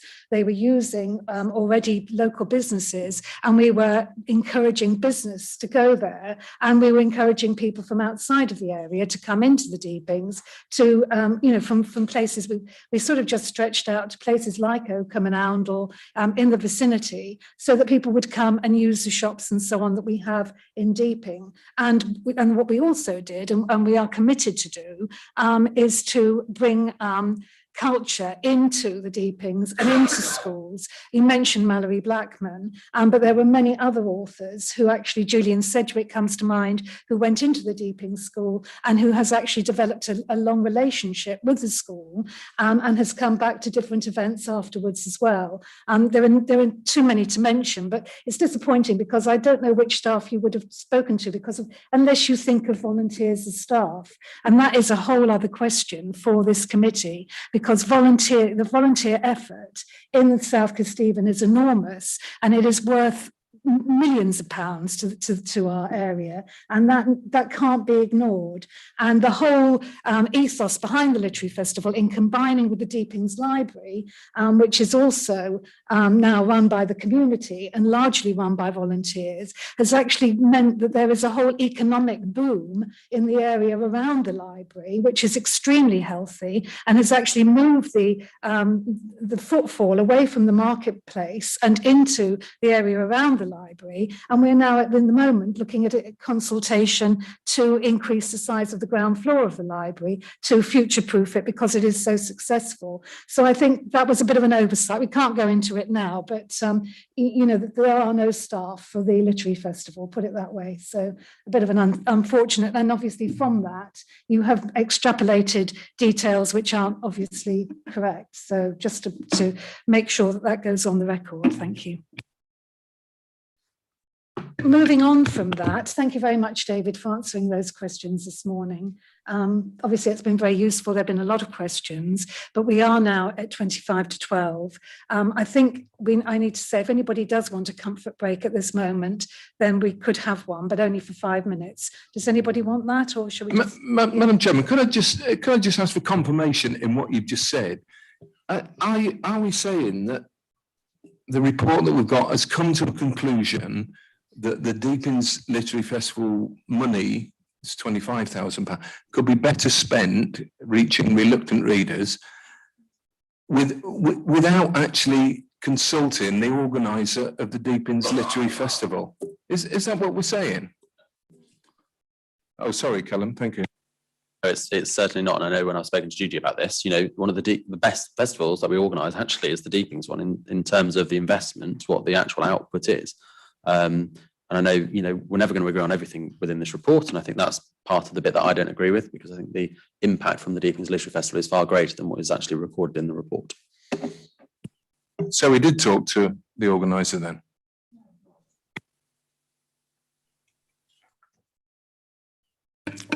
So nobody's going to take my offer of a 5-minute break? You do? Yeah. Okay.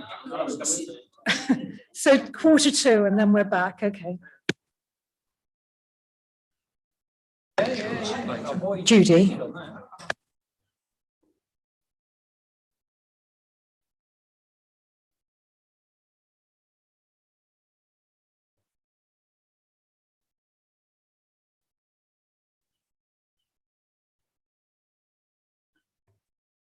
I think, David, we'll be 5 minutes on this comfort break, and then we'll be back, if that's all right with you. Yeah, so you still need me around? Yes, yeah, please, that'd be really useful. Thank you. Thanks.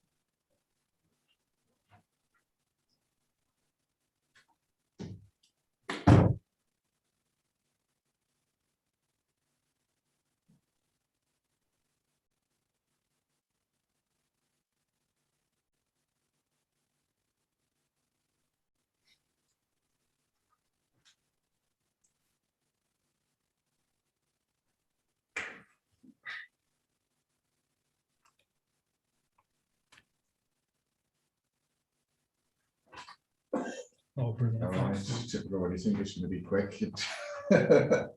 Members. Yeah.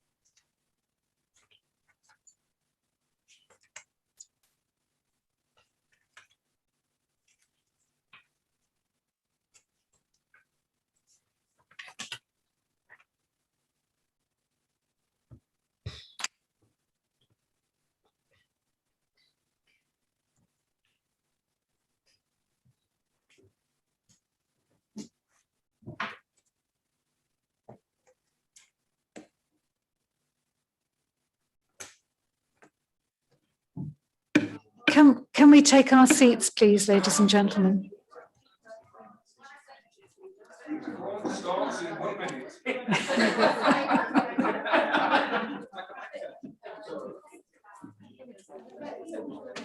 Can we take our seats, please?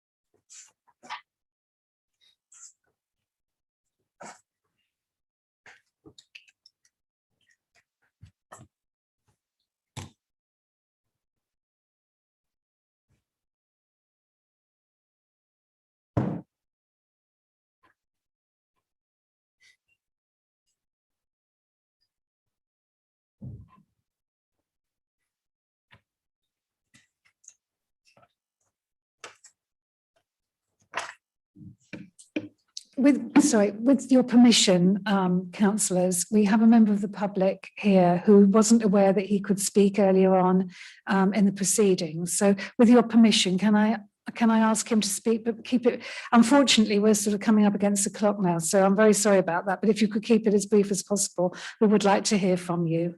If you'd like to speak, yeah.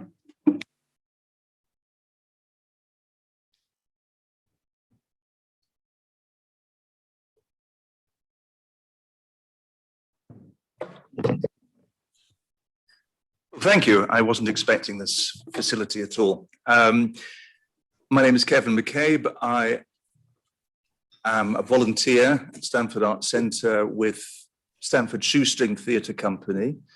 We're in the report that's providing 5 weeks of programming. We're in the building for rehearsals 50 weeks of the year. We're a very big user of Stamford Arts Centre. We know the staff and we know a lot of the failings of the organisation.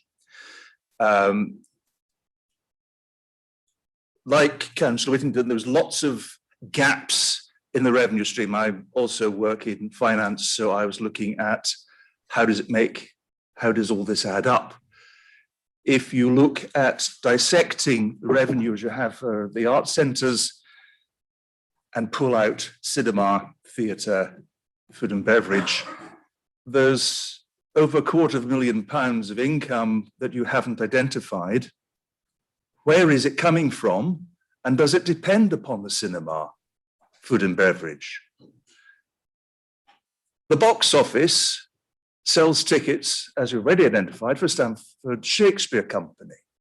That nets you a commission of £40,000 to £50,000 a year. That is a decision that SSC make because they can have a walk-in collector ticket service at Stamford Arts Centre. There's nothing to guarantee that you will have that £50,000 next year if you turn it into a call centre in Grantham. I'm sorry, this whole the whole report, I'm sorry, I do these reports as well for a living. I do corporate recovery.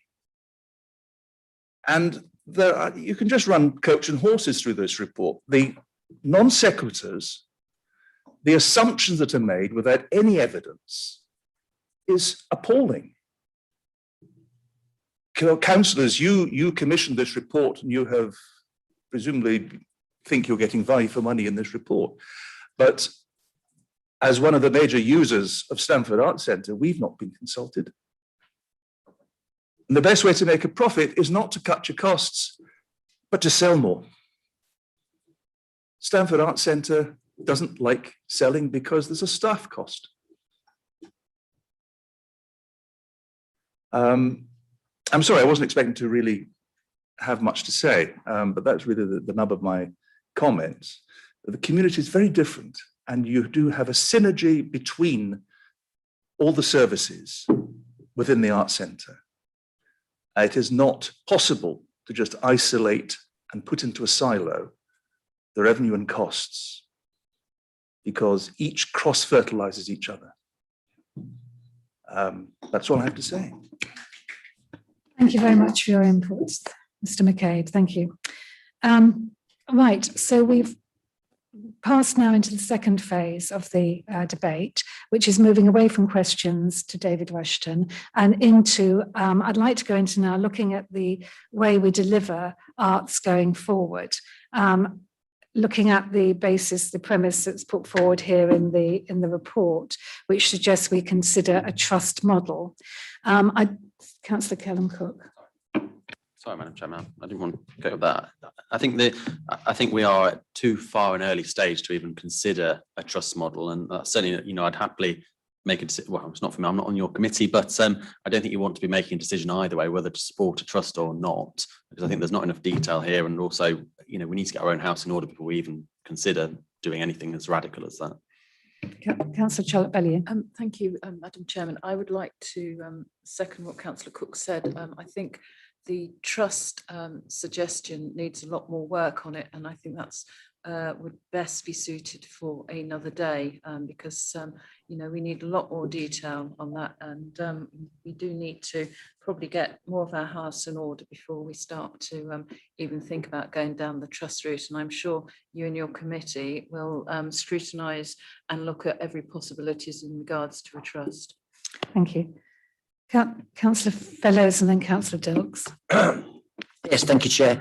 I started at the very outset that I liked a little bit of the report, and I did, because I do think we need to review our services at the two art centres, and agree very much with what Callum was saying. It's about deciding how they operate and making them more efficient. But now I'd really love to jump on I've got a better qualification than you. I directed at least 40 amateur shows at Bourne Corn Exchange. I taught performing arts A level, but I've ascertained, luckily I didn't teach Callum, otherwise he'd have never learnt anything. And I'm essentially an arts person.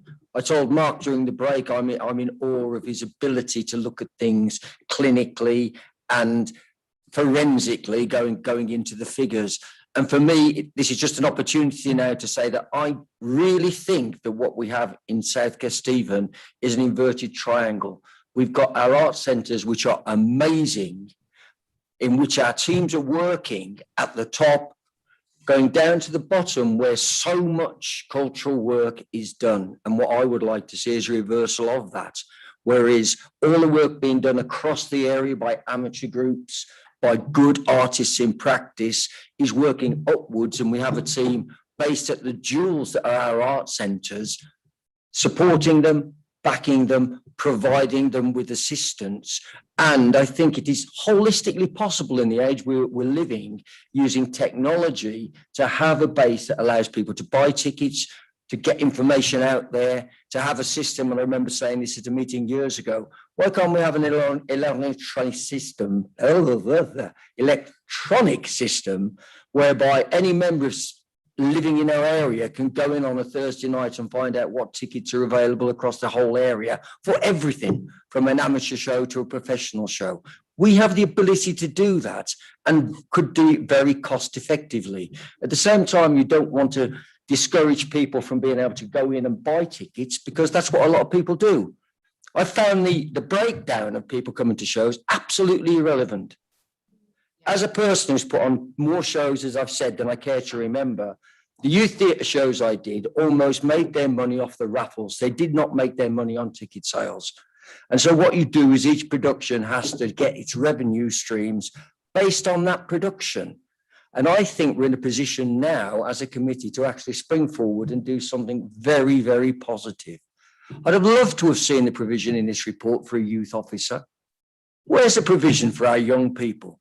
Where are the groups? Each one of us could probably say, I know in Bourne there's a dance company called LDC, and they are starting to happen. But why have not our arts and culture team a special provision for doing that? And which is why I think we're in a position now to be able to discuss where we want arts in South Kesteven to go. And I love this report as a springboard for that. But it's by keeping everything and making everything as cost effective as possible, but with the proviso. And again, I was totally heartened, colleagues. I haven't heard a single voice saying, them arts, we don't want them arts, let's have a bit of football. No one feels that.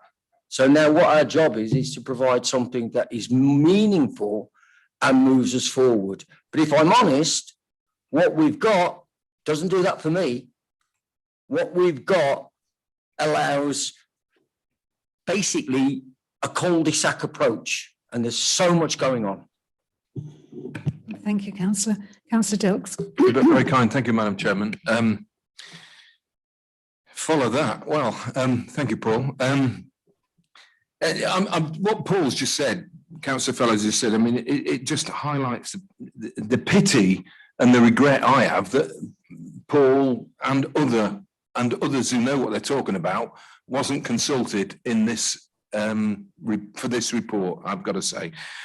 However, having said that, let's move on.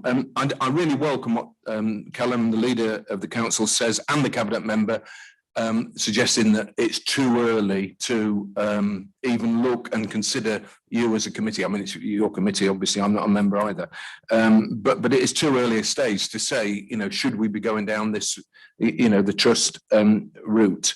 I actually don't disagree with anything that Callum has said on the financial challenges that face the council. I understand those, or I have some understanding of them, and you know that there clearly are savings, you know, that could be made in, you know, if we review any aspect of council business, and you know that's what we're doing here. So you know, I think there are savings that could be made. However, you know, I've got to say, I think there is a danger of throwing the baby out with the bathwater in the you know, in what we do. I think, you know, we probably do it, you know, reasonably well. Yes, we can look at the costs, but and they have to be efficient and value for money. You know, they have to be, particularly in today's.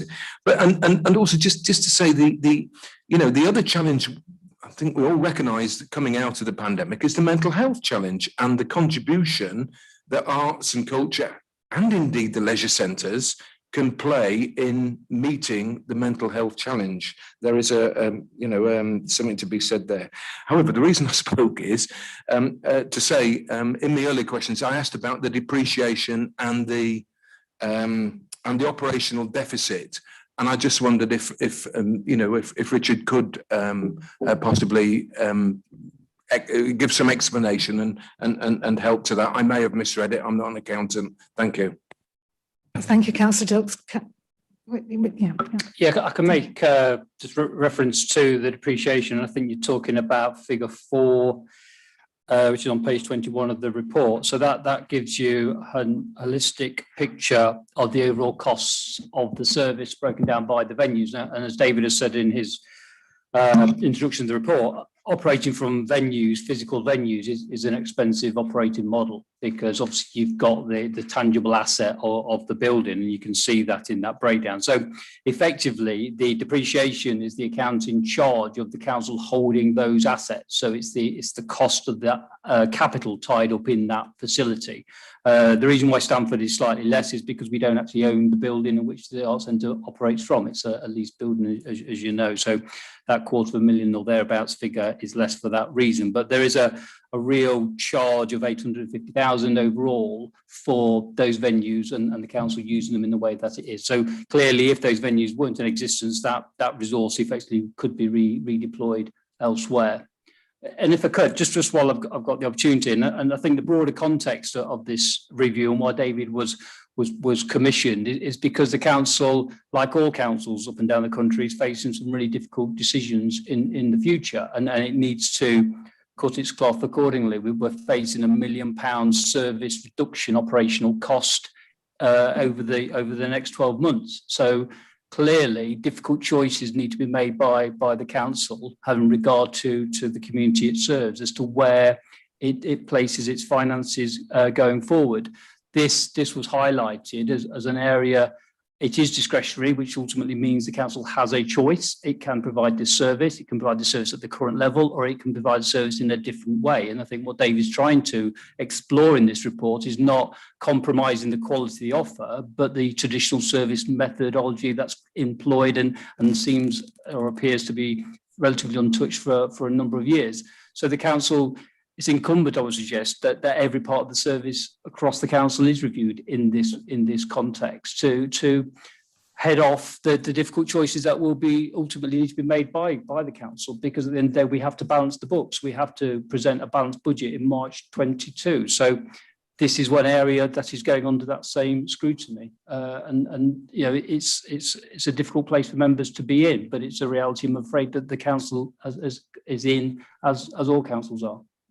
Thank you. Just on that, Richard, I don't think any of the members of the council this morning have actually shied away from the understanding that is important. I think all councillors here do understand that we have to balance the books. I don't think anybody is wanting to be profligate with our play fast and loose with our funds. I didn't get a sense of that. So I think we can, sort of slay that dragon right at the point. Councillor Cook. I think, yeah, and just to add to that, I think that the refreshing thing about this committee actually in the discussion we've had today is that everybody actually sees the benefit and acknowledges the amazing things that arts and culture can do, not just for for us as a council, but also the wider population. So actually the conversation has been really useful in the fact that we all recognise it as and it is a priority of ours.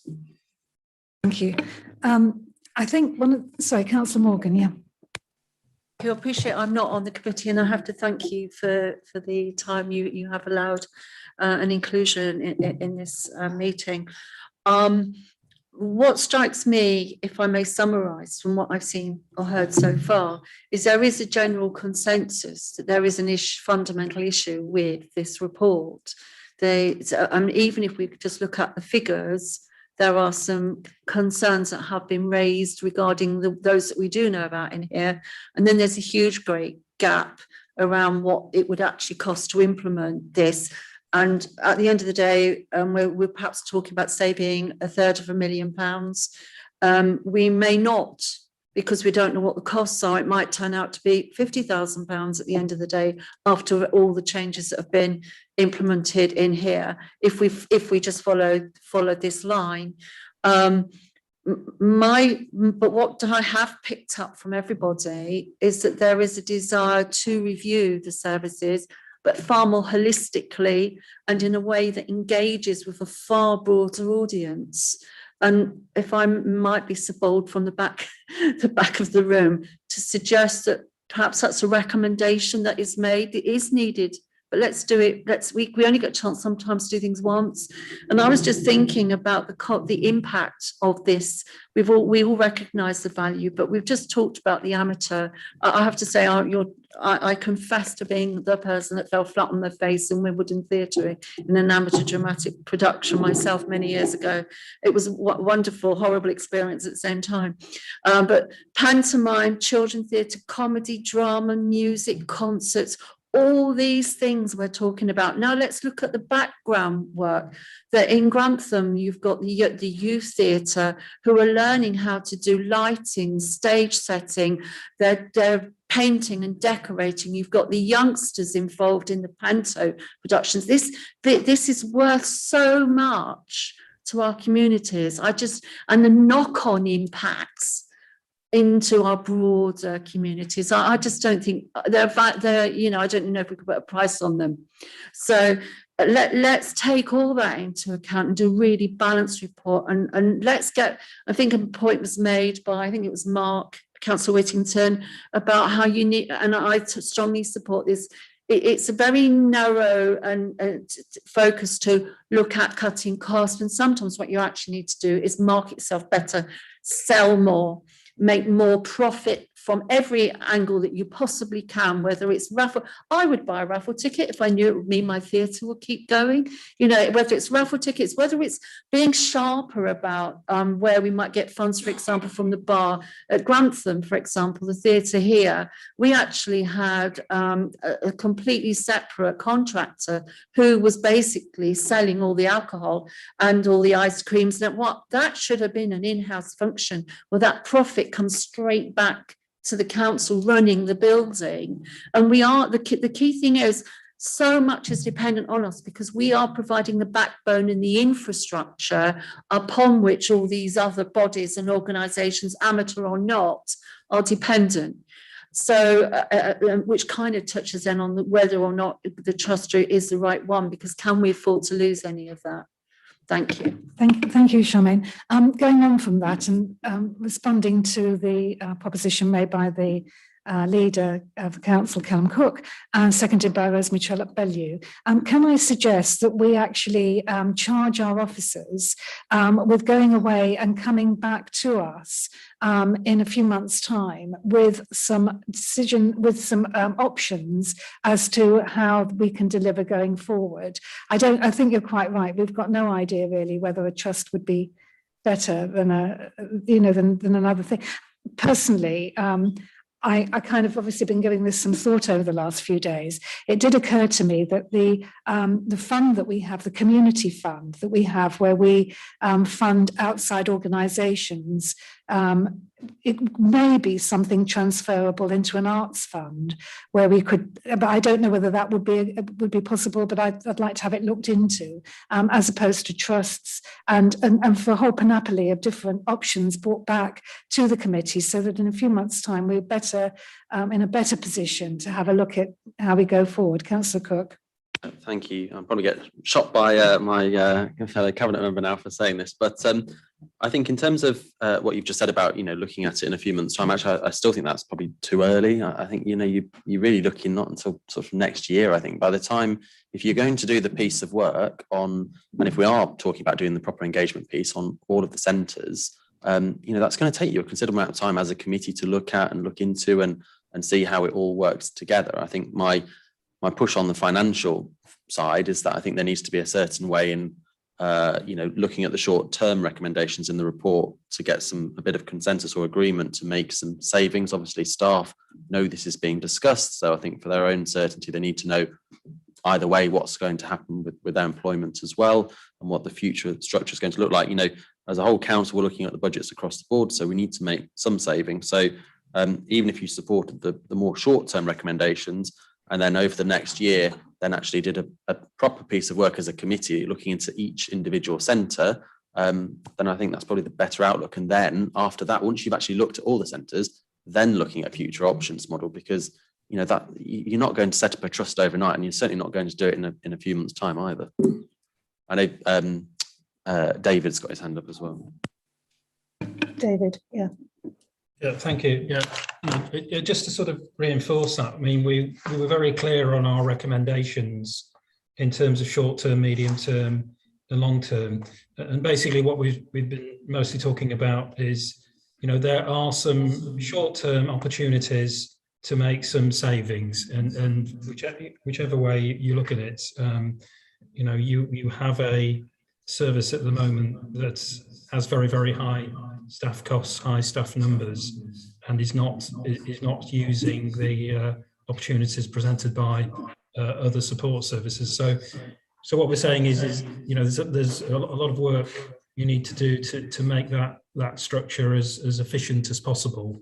But secondly, before you think about management models, our medium-term recommendation is the council needs to take a step back and look and actually work out exactly what it wants to deliver through these services, in terms of its objectives, right down to who it wants to target, and developing some key performance indicators.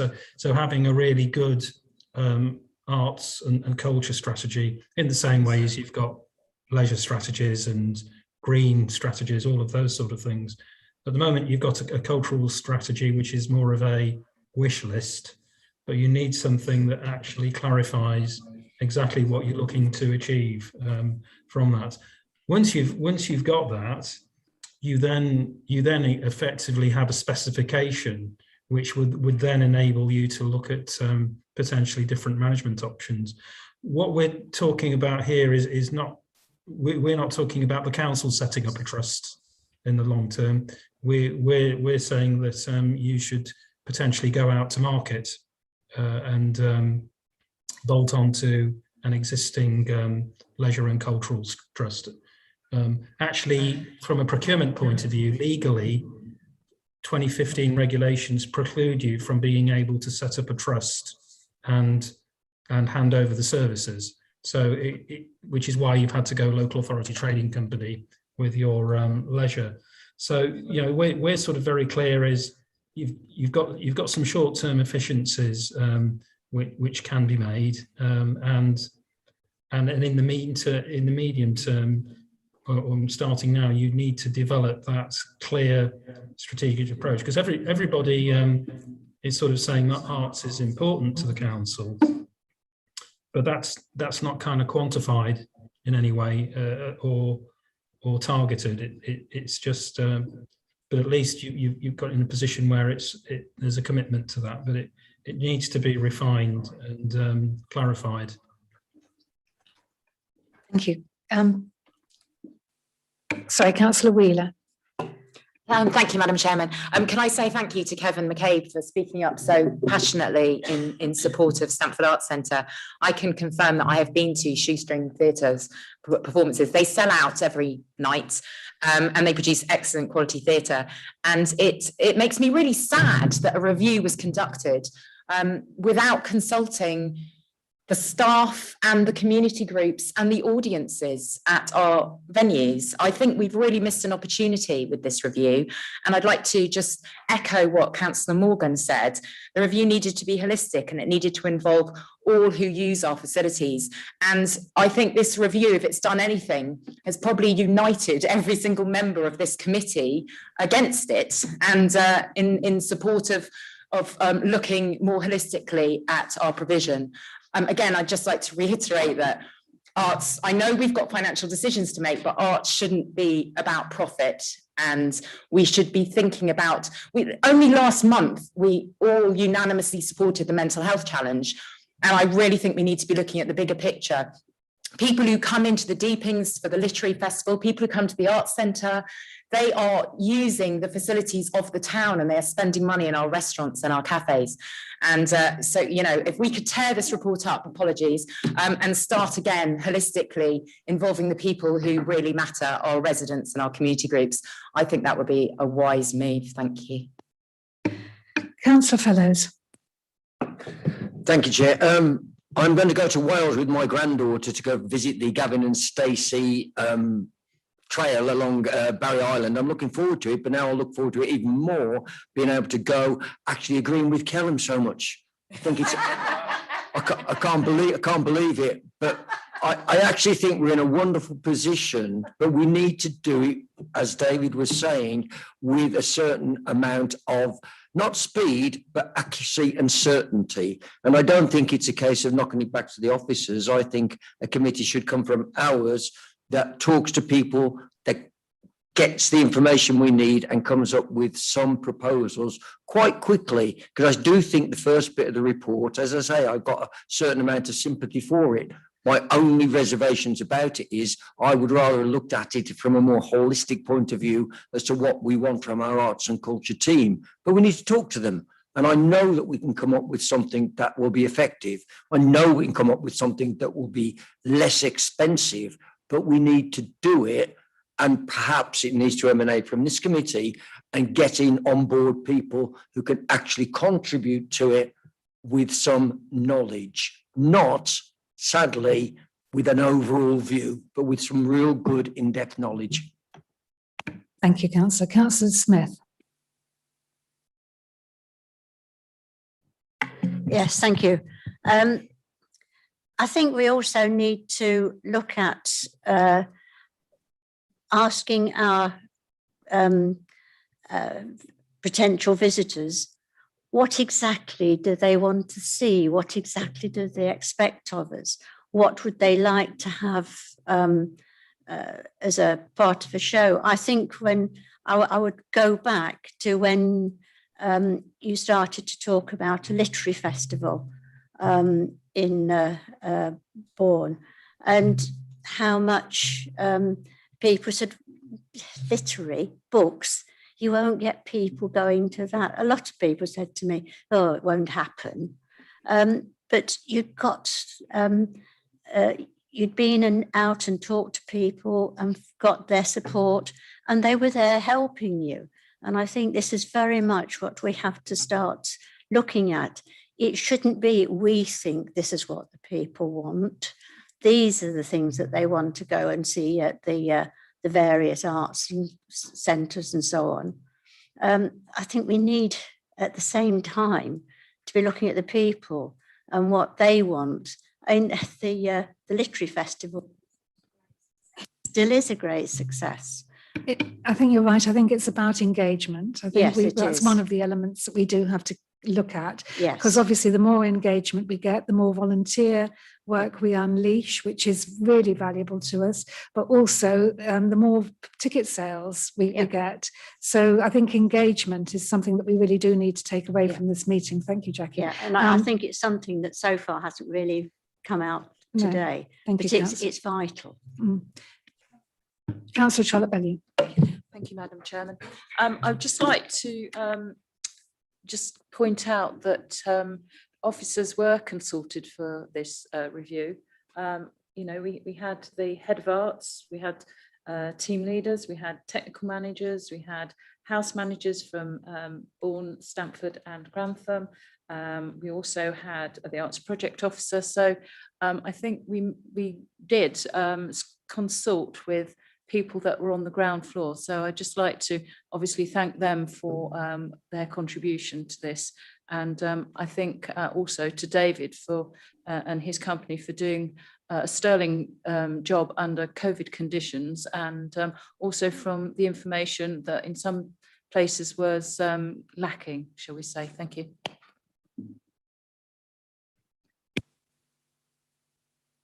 Thank you, Councillor. Councillor Griffin. Thank you.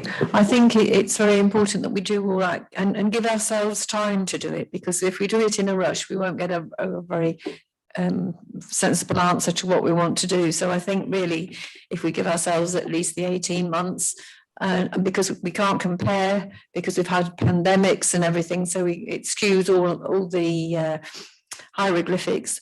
So let's give ourselves plenty of time to make sure that we are making the right choice by inviting lots of people to work with us. Thank you, Councillor.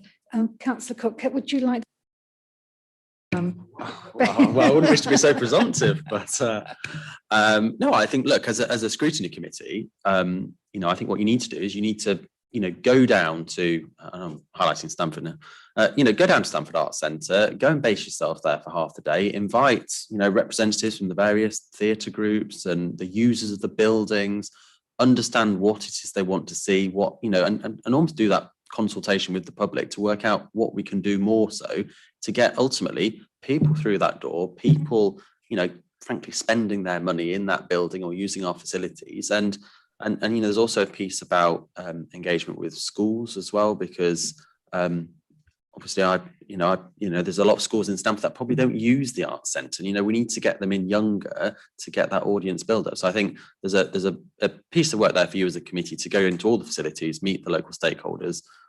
All I would say is that there is a bit of a financial on cost at the present time. So we do need to do some changes in terms of where the arts are financially, but not at the detriment of what the output should be. If we could just sort of wrap up the whole idea of how we deliver arts going forward. Sorry, Councillor Johnson, I didn't see you. I think what Callum suggested is a really good idea, but can I expand on that and say, if we go ahead with something like that, could Stamford councillors please be included?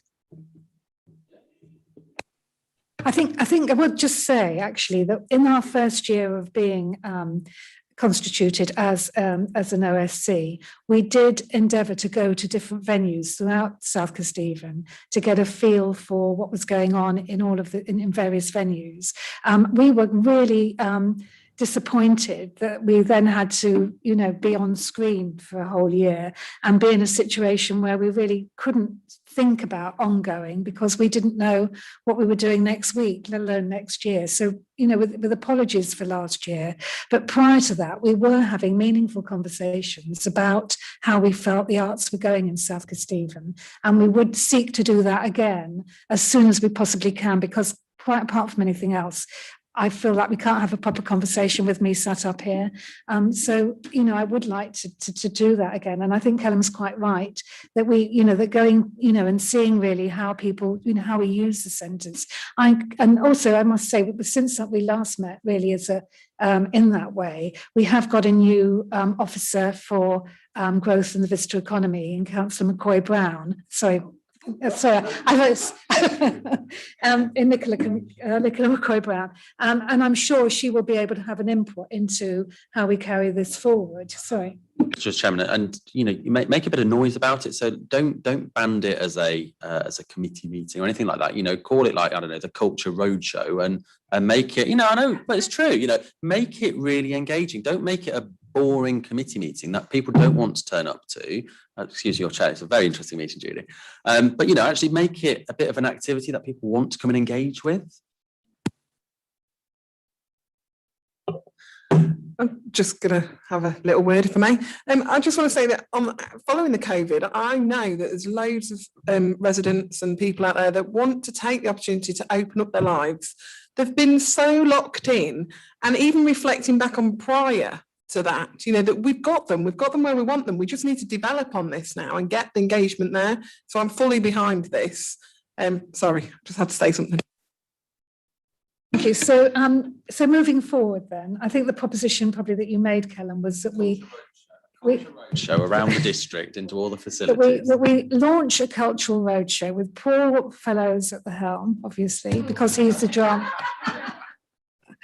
But that we also, on a serious note, that we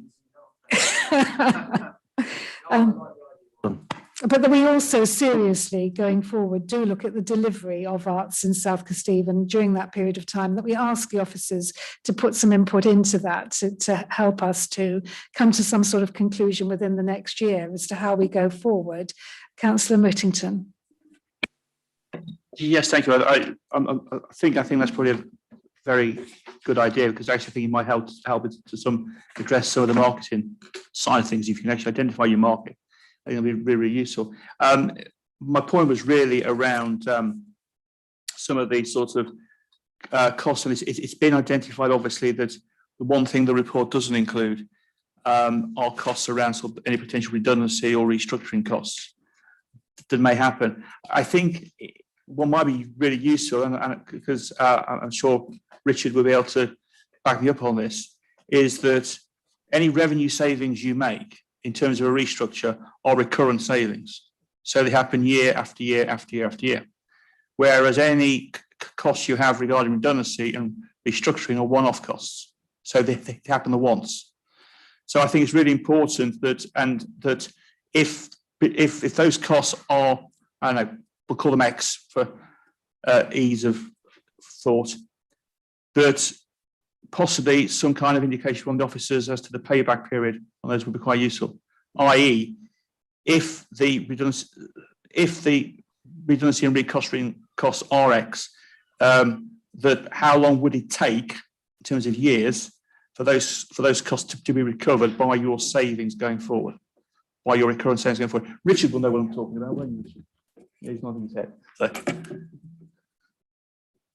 Yeah, I mean, obviously, if the recommendation ultimately is to implement one of the changes to the structure of the services in terms of the staffing arrangements, then there will be some expected one-off costs to implement that structure. But obviously, that payback will then be a positive return to the authority. Now, there is some work underway to cost what that implementation may look like, but of course we can't preempt any decisions that the council and cabinet need to make over the next few weeks. Our normal payback is less than 3 years, so we'll be very confident that once we've implemented those one-off costs, then that there will be a positive return to the council quite quickly after that point going forward. Thank you very much. So because obviously I think we now need to move forward into the third and final part of this conversation. But I would like to sort of just sum up on that last piece of work we were discussing, and that is on the delivery of the arts going forward. I think that we need to give ourselves a time frame of perhaps a year has been suggested, by which time we will have options put to us. We will have gone out to the public as a committee to see what is needed, what people would like to do, how we can maximise our revenue and maximise the ways that we're using our communities to contribute to the running of the arts and delivery of culture in South Kesteven. So if we can give ourselves a year to do that, Can we make that recommendation to Cabinet? Councillor Wheeler, yeah. Sorry, can I just clarify? Does that mean we're holding off on making any changes to staffing for a year? No, this is what we're doing at the moment is just looking at the delivery of whether we go to a trust model or another model going forward. This is giving ourselves a year to look at the different options available. This is this part of the discussion. We're then going to go into closed session so we can discuss any changes that we can make.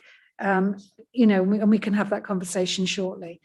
So can we have a vote with the members of the OSC on recommending to Cabinet that we instruct officers to come back to us and work with us over the next year to look at different options for the delivery of arts within South Kesteven going forward?